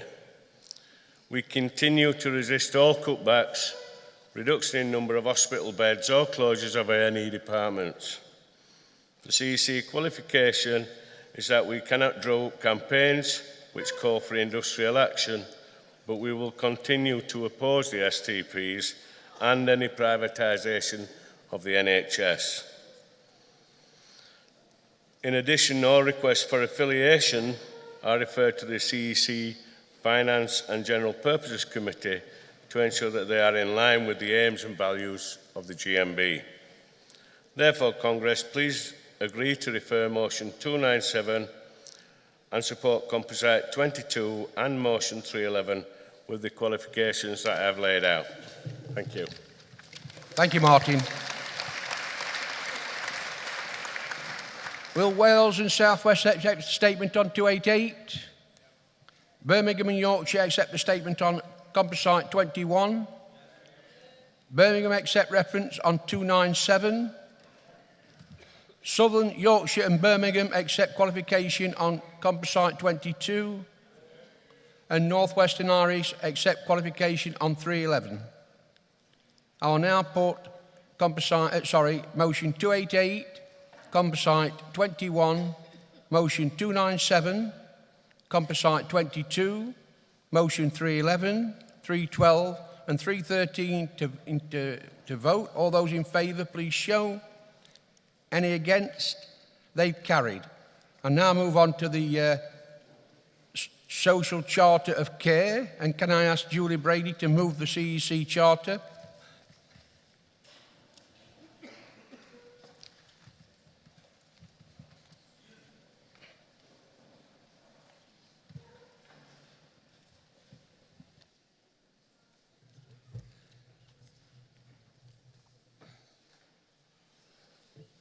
Chair, Congress. Julia Brady, speaking on behalf of the CEC, moving the CEC Charter on social care. This charter is our central focus point for the GMB We Care campaign. It is our key demands document that we will be working from to improve the working conditions for those employed in the sector and, importantly, to build on our membership base within this workforce. This set of demands has built upon the Charter included within the CEC Special Report to Congress on social care in 2016. The demands in this document cover some important issues raised by a number of motions on the agenda. Funding for care in the UK has been slashed and burned by recent governments and local authorities highly concerned about delivering their obligations on care for their constituents. The lack of funding has meant that the NHS has had to take on more responsibility for social care. This means the essential resources in hospitals, like beds, are being used to look after for those waiting to be transferred to appropriate facilities. We are demanding that the government pledge of injecting £2 billion into the adult social care budget is spent properly and that they honour their promise. This is an emergency injection of money, and we will expect to be fighting for more money to be allocated to the sector in the future. This week's elections will also determine how we will be working with the Labour Party on this matter, either in government or as part of a shadow team. We will ensure in any case that our activists in the social care sector get an audience with the party to discuss and press upon the issues that our members are facing at work. Importantly, the key demands place importance on the conditions and professionalism on the workforce. We cannot have our loved ones properly cared for if our workers are not treated properly themselves. This means that working hours, pay, expenses, leave, contract security and training have to improve, and improve soon to reduce the high turnover rate of staff and raise the standards of care provided. We will be working with our membership to campaign on these principles. The CEC urges Congress to support the CEC Charter for the care sector and endorse the key demands laid out in this document. Thank you. Thank you, Julia. I will now call on a speaker from each region who wishes to put up a speaker. Birmingham, London,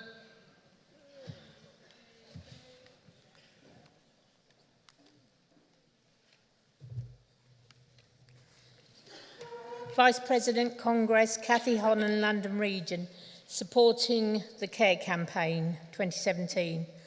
Working in the care sector for 30 years, I'm pleased to support the GMB's campaign for raising the standard for care workers. Care workers have taken two hits. Not only have they had insufficient rises, a lot of care companies have reduced their salaries, so any rise will be in the negative. To add to that, 0 hours contracts do not attract any extra payment beyond 37 hours. Unless they are given a choice, they don't get sick pay, but the managers will, because actually sick pay is discretionary. I know all too well in my work, unfair accusations are usually used to get rid of staff who do not fit in. Health and safety in the workplace is essential. If staff phone in sick, it usually means staff work short-handed, encouraging staff to ostracise the staff for being sick. People are usually paying for an inadequate service. Training is usually done on a computer, so there's no way that they can interact with their colleagues, which means better outcomes for the training. Many years of bed block and still going on. I have worked with the elderly. Luckily for me, I worked when they were allowed to be looked after. Also, in the care homes, they used to have ambient people. Now, all we have is poor people who have to be looked after with not enough staff. I support. Thank you, Cathy. Midland, Northern, Northwestern Irish, Scotland, Southern, Southwest.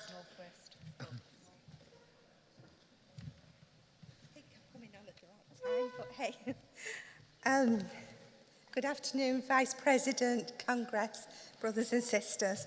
Linda Mercer, North Western Irish Union. And supporting Composite 23, social care. GMB have many members who work or receive social care in some way. And I find in my own branch that people who work in social services and social care are joining the GMB on a weekly basis. This Congress calls on the CEC to work with the Labour Party to speak with these members and ask their opinion on what type of care service is needed and how it should be provided. Not for profit, but for those people who need care. Make time to speak to social service users to make them feel valued Also to make those workers within the care sector feel valued too, because many of them come out and work day and night on minimum wage and 0-hour contracts. As for budgeting, the funding for this project should not come from the NHS or from local government, who are already stretched to the limits.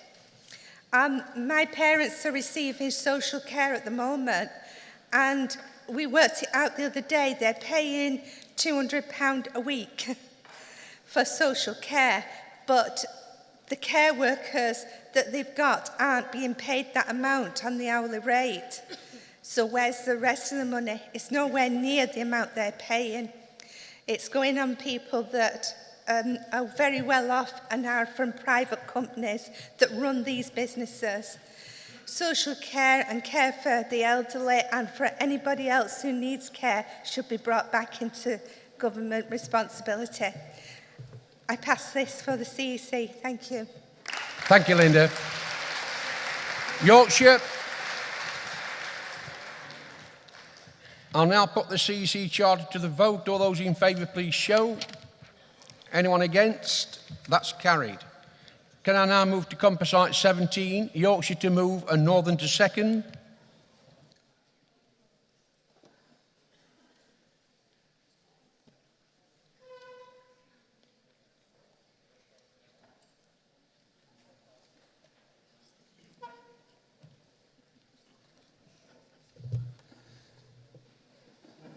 Thank you. Moira O'Neill, Yorkshire and North Derbyshire region. Cheers, guys. Composite 17. Care and exploitation of care workers. Vice President Congress. We are calling on the GMB to protect all care workers, whether in residential or domiciliary care, for the payment of the living wage and for terms and conditions that are fair and open and honest, with a training programme that is also recognised. Travelling time is part of the care worker's working day and should be recognised, and not just time spent in the homes of those that need care. This is also should be requested in payment. There's no such thing as a lower level of care. If you need care, then that person is vulnerable and there is need for support. So there is no such low level. The turnover of our staff in the care industry is at an all-time high. Why? Because all levels of care pay is so low. Little or no training is given. Local councils have been suppressed by the government that care little for the care sector workers or care for those that actually need the care themselves. Councils are continually squeezed by the government, make it impossible to keep an in-house service. Where it is fit to outsource to the independent sector, often unregulated, and who puts profit before people and people before care. Low pay wages for care workers are often into 0-hour contracts. Companies don't have to pay unsociable hours, they all pay a flat rate. These are vital enhancements that normally make up what should be, and what we all want is a living wage. Standards of care cannot be maintained at current levels that forecast it's only going to get worse. This government relies on the body of the unpaid carers, families and friends that should be paid as a right. The care bill falls short on many parts, but falls short massively for those that actually need it. Please support. Thank you, Maya. Seconder, Northern. Thank you. Can I now call on Julie Brady to give the CEC response?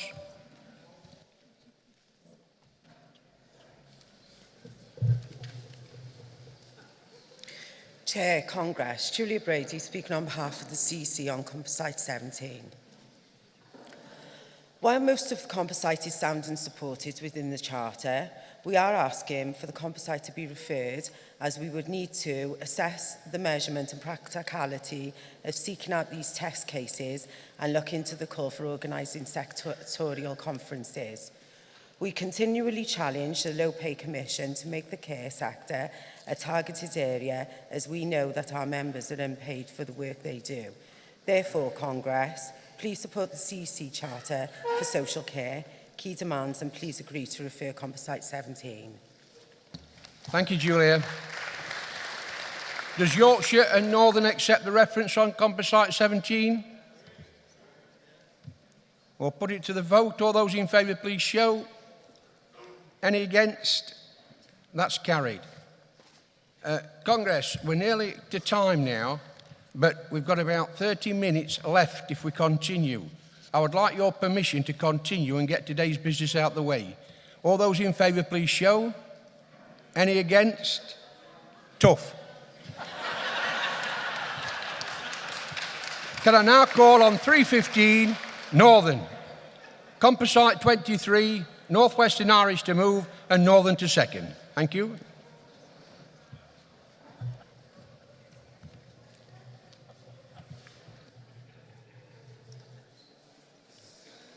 Vice President, Congress, Kevin McEwen, Northern Region, first-time delegate, first-time speaker.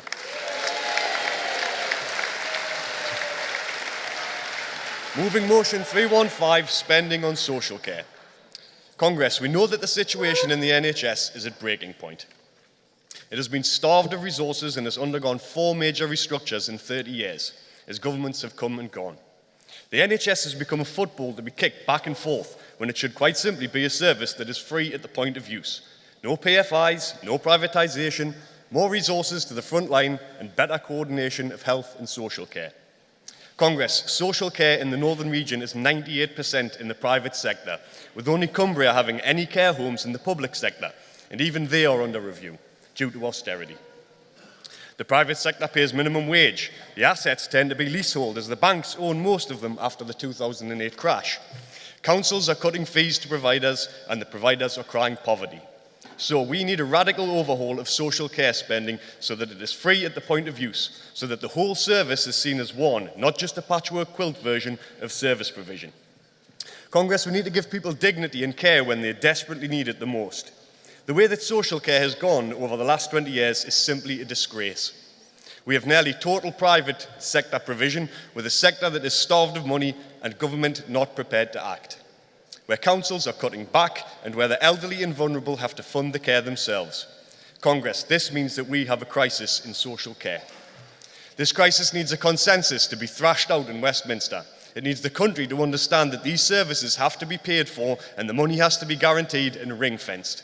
Not the funny money of PFI or public-private partnerships, but by using tax revenues. Please support. I move. Thank you, Kevin. Seconder. Formally.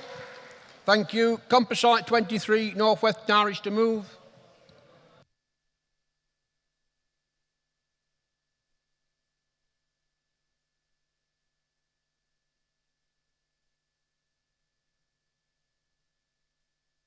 As the North Western Irish region, I think some people might realise that I came up at the wrong time, but hey, what matters of that? Yeah, nothing. The CEC would like to propose that we work with the Labour Party to find out what our people in social care, our workers in social care, and those receiving social care feel about the care that they receive and how they could improve social care to meet their needs.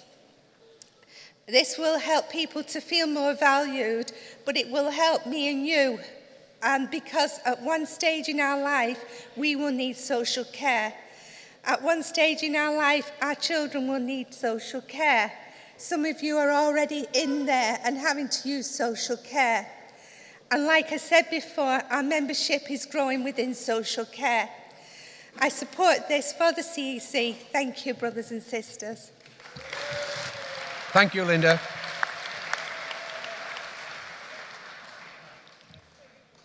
Northern, to second. Formally seconded, thank you. The CEC is supporting both these motions. I'll put them to the vote. Motion 315 and Composite 23. All those in favour, please show. Any against? They've carried. Can I now ask Julie Batson from the CEC from London to move the mental health at work, the CEC statement.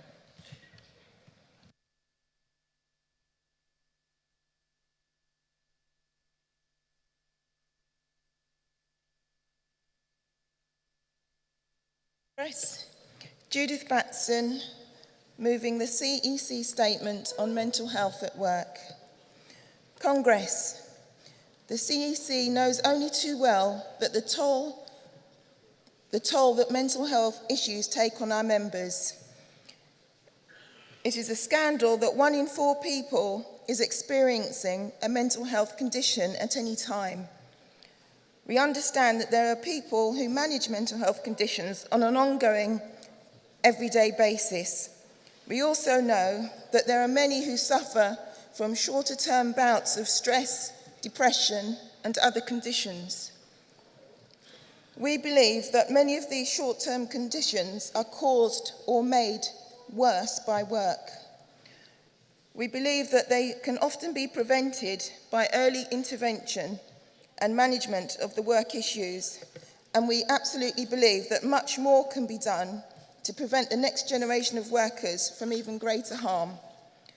This statement is intended to spell out exactly where GMB stands on the key issues and to outline our proposed way forward to make real improvements to our members.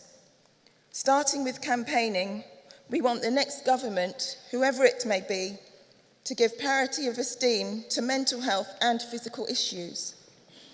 We want the cuts to mental health services and provision reversed from day one.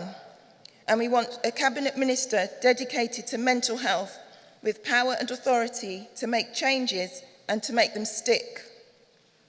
But Congress, we believe in prevention, not just care and support. So we demand new legislation to make it crystal clear to all employers what their legal duties are.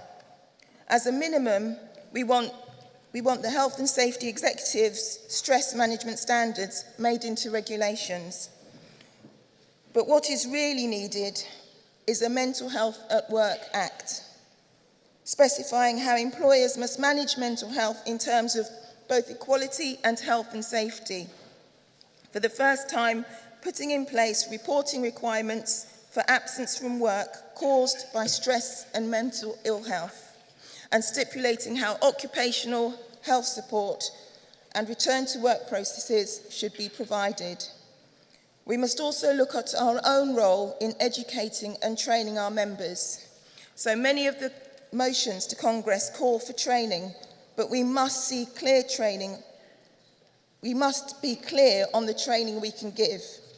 GMB is not a specialist mental health provider. Our expertise and competence is limited. We can and must raise awareness of issues at work, but we cannot begin to provide mental health first aid training ourselves. The CEC believes that is and should remain the responsibility of the employer. It is not for us to step into the breach because the employer is failing in their legal duties. What we must do is empower our members to demand such training from their employers. This means raising awareness of the issues and explaining what GMB members can do. So the CEC proposes the development and delivery of a mental health awareness course, building on the good work and initiatives already in place, to be rolled out across the whole of the GMB. From here, activists and safety reps can negotiate with their employers to put policies and procedures in place and to bargain for training to be provided, whether it is mental health, first aid, or other more specific training. We have already published our first guide on mental health at work, but we will produce more specific guidance on practical ways to address mental health in the workplace. We will also develop guidance on suicide risk. We know there are jobs and sectors where members' work have a very high risk of suicide. We have to start giving members some basic advice on what they should do if a colleague, friend, or even a member of the public says they feel like killing themselves. And Congress, we have to tackle at source the conditions that may bring workers to that point. So the statement reconfirms our demands to empower our activists and safety reps to negotiate better policies and procedures with employers, to outlaw zero-hours contracts and bogus self-employment so no one suffers the uncertainty of insecure work, to legislate for minimum wage of £10 per hour so no worker has the indignity of poverty pay. Congress supports this CEC statement, recognising that the mental health of GMB members is better protected by our campaigning activities and preventative approaches in the workplace. Congress, this statement is the first step in fighting crucial issues of the 21st century, the effect that bad working is having on our mental health. The statement is a blueprint for GMB to start to tackle this scandal, and I commend it to you. Thank you. Thank you, Judith. Can I have that formally seconded? Thank you. I will now call on one speaker from each region who wishes to put up a speaker. Birmingham? London?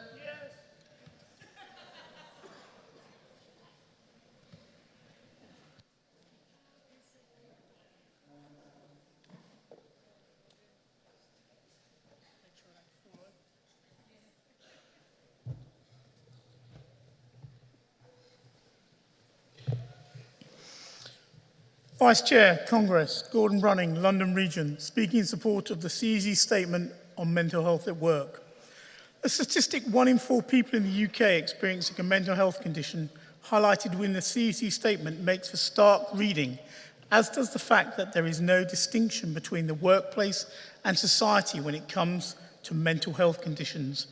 The statement offers a clear direction as summarised under Section 2, campaigning, on which we can campaign. I ask you to take these points back to your members and branches to ensure that mental health and the awareness of mental health conditions remain a key principle of this trade union. Utilising the national and regional publications available to us, such as our own Mental Health at Work booklet and training courses available to representatives to better ensure and enable them to best guide and support our membership when facing issues surrounding mental health and mental health well-being.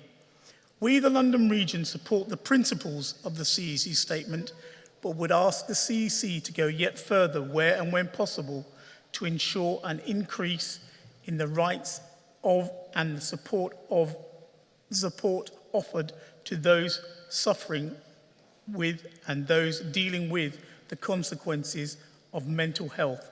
Please support the statement. We support. Thank you. Thank you, Gordon. Midland, Northern, Northwestern Irish, Scotland, Southern, Southwest and Yorkshire. I will now put the CEC statement to the vote. All those in favour, please show. Any against? That's carried. We'll now move on to Composite 7. North West to move, Birmingham to second, and Yorkshire take priority if they want in debate. Motion 99, Wales and South West and London, and Composite 8 is Yorkshire to move and Birmingham to second. Could I please have North Western Irish to the rostrum, please?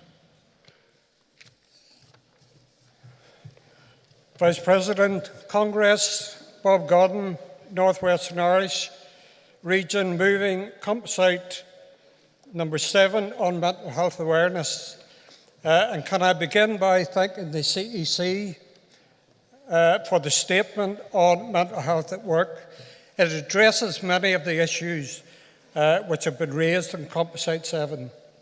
Can I thank the CEC for that. Colleagues, at long last, there's a recognition that mental health issues can no longer be ignored and treated as the Cinderella of the health service. It has long been argued that there must be parity of esteem between physical and mental health, and we must ensure that commitments made during the election campaign are honoured and the resources in terms of staff and finances are made available. Everyone at this Congress will have encountered mental health in some form, either personally or through a family friend or a work colleague. This motion concerns how we as trade unionists deal with mental health issues in the workplace. It is often the case that our GMB reps, our workplace organisers, are the first people to become aware of work colleagues who are showing signs of distress and in need of some form of help and support. We must strive to create an open and inclusive workplace culture which shows respect for those with mental health problems. This is the only way we can begin to remove the stigma and the discrimination around this issue. The other aspect we must be mindful of is our duty of care to our own reps, who are very much in the front line in the workplace environment. Colleagues, this motion is asking that we review and update our training on mental health to all our reps, officers and branch secretaries. We should look at giving mental health awareness the same prominence as we give to health and safety. We all need the necessary tools and the training to deal with these issues. Let us start the conversation now. Our members deserve nothing less. I move, please support. Thank you, Robert. Birmingham.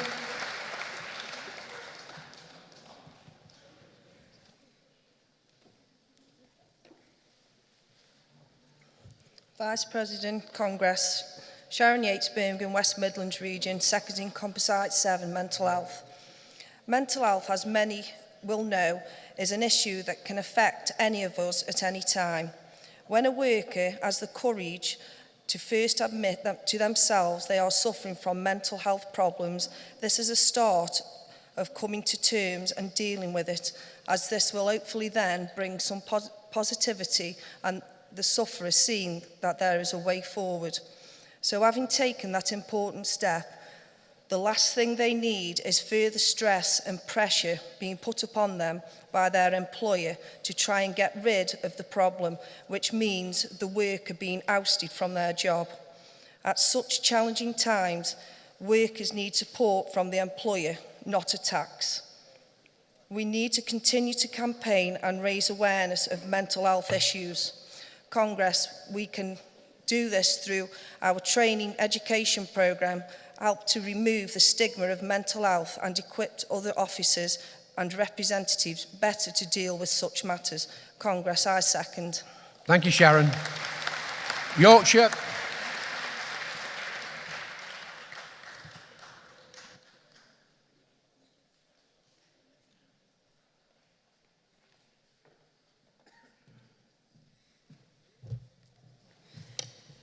Yusra Hussain, first-time delegate, Yorkshire and North Derbyshire region.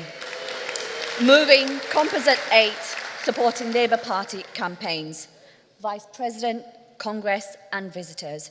This Congress acknowledges the important role played by GMB members in Labour campaign for mental health and Labour campaign to end homelessness, and calls upon the GMB to become official supporters of these campaigns.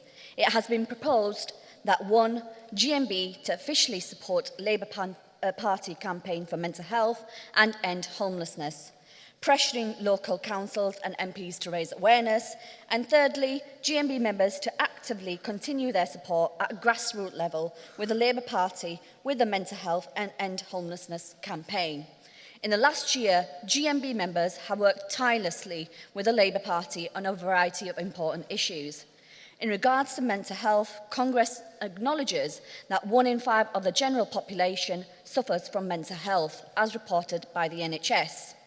Furthermore, Homelessness Health Research Department found that 80% of homeless people reported mental health issues and 45% were actually diagnosed with mental health condition. These are harrowing statistics from 2010.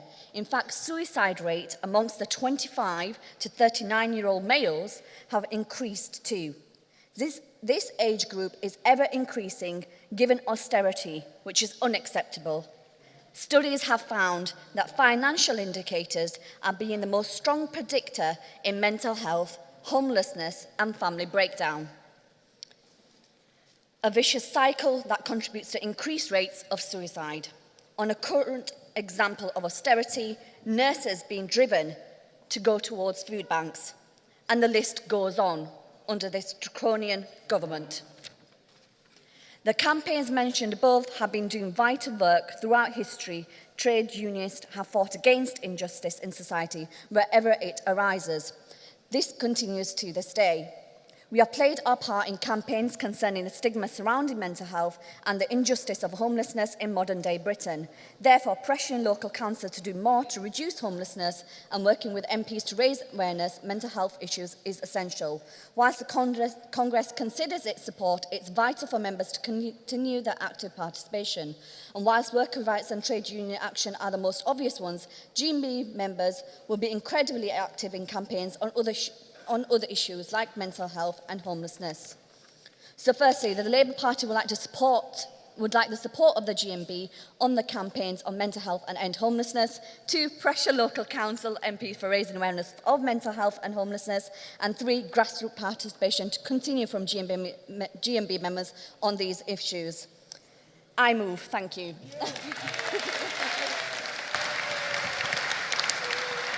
Thank you for that, colleague. But you was actually moving Composite 8. So can I take Birmingham, the second to Composite 8, please?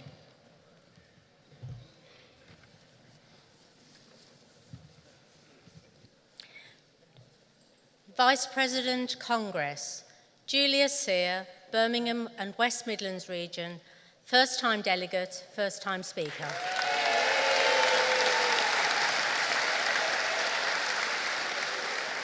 Congress.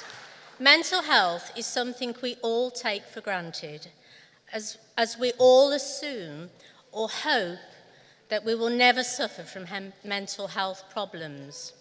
It is also not high on people's agendas because it is not always a visible health issue, and it is also a problem that is often kept hidden by those suffering. Well, Congress, mental health matters. It is real. It is not the new bad back, as some sneeringly describe it. If you, a relative or friend, is suffering from mental health, it has an effect on you all.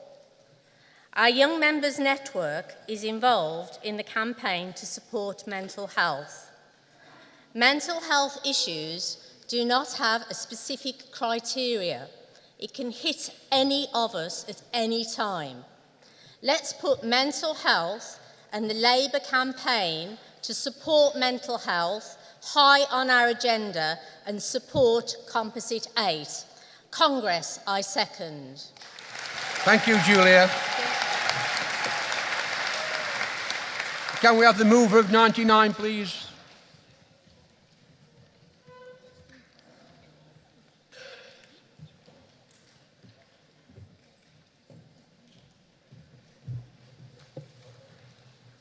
Vice President, Congress, Goyle and Brinkworth, Wales and South West region, moving motion 99, time to change. Congress, we all have mental health, just like we all have physical health. So I'm not sure I believe the commonly quoted statistic that 1 in 4 of us will encounter a mental health problem at some point during our lives. Given what the term mental health problem encompasses, I think that figure is just the tip of the iceberg. The statistic I do believe, however, is that whilst having to deal with some kind of mental health problem, a staggering 9 out of 10 people have reported some kind of discrimination. The stigma associated with having a mental health problem leaves people feeling isolated and often excluded from daily activities. It's harder to get or keep a job, and consequently, people are reluctant to seek help, which makes recovery slower and more difficult. Why is it that if you have a physical ailment, it is just accepted, and yet people with mental health conditions regularly go to great lengths to cover up that condition? The Time to Change Wales programme, supported by 3 leading Welsh mental health charities, including Mine Cymru, is about getting people talking about mental health.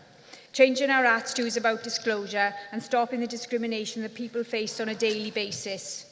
This programme started in 2012, and since then there has been a 4.7% increase in positive attitudes toward mental health in Wales.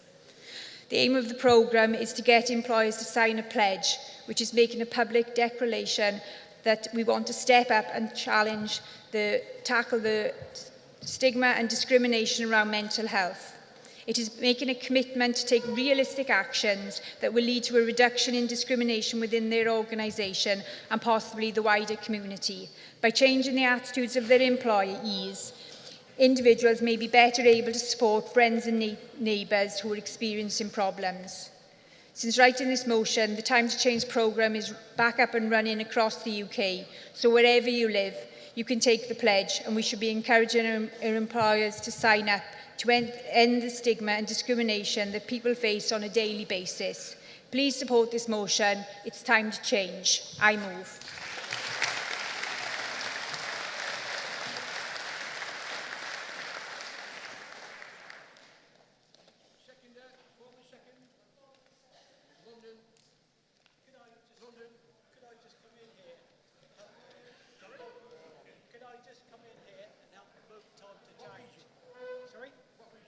London Region. Alan Law, London Region, Chair, Congress. I'm one of those statistics. I'm one of those 1 in 4s. And I, with our company, Anglian Water, signed up to Time to Change 4 years ago. And there's several big companies there, Everton Football Club, the Bank of England, Lloyds Bank, the Underground. So it's not a small business thing, it's a huge business thing. And one of the things with Time to Change is that we shared ideas and we talk about the stigma of mental health as if you're now getting a cold. So I promote that we sign up to Time to Change as a union. Thank you. Thank you, Alan. Can I now call on Judith Batson, London, to speak on behalf of the CEC? Judith.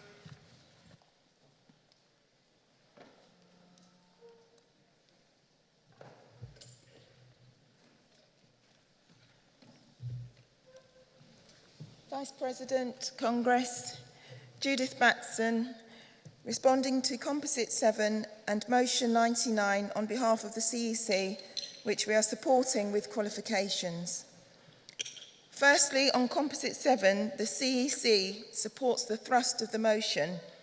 The details of our response are in our CEC Statement, which addresses the issues raised in the motion. Our qualification is that although we acknowledge increased instances of mental health issues in social care, we are not experts in recognising the range of symptoms. We would want to work with the Labour campaign and other specialised mental health organisations to signpost for our members. Our statement calls on employers to provide these specialised training and awareness for our members. On Motion 99, the CEC is supporting the motion with a qualification which I will now give. The CEC is aware that Time to Change is supported by many large employers. The CEC also recognises that there needs to be a greater voice from one of the leaders of Time to Change. We should support them to actively oppose the government's work capability assessment programme and for providing resilience training to employers. We understand these concerns, but the CEC believes that there is much to be gained from working with Time to Change, particularly if it allows GMB to influence the future direction of the campaign. The qualification is that Time to Change is already a national campaign. It is not restricted solely to Wales, So any affiliation or pledge would be made at national level across the whole of GMB, with regions able to participate in their areas as they see fit. Therefore, please support motion 99 and composite 7 with the qualifications I have given. Thank you. Thank you.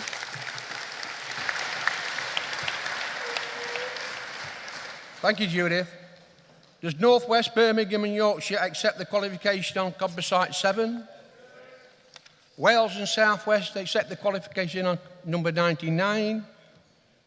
I now put composite 7, motion 99, and composite 8 to the vote. All those in favour, please show. Any against? That's carried. Colleagues, you'll be pleased to know that that comes to the end of today's business. But, whoa.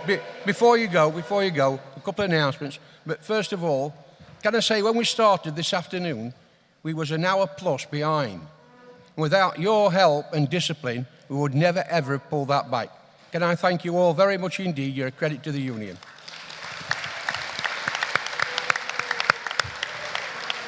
Now, there will be a bucket collection as reported by the SOC, and the collectors will leave the hall in aid of Rotherham Great get-together organised by the Yorkshire region.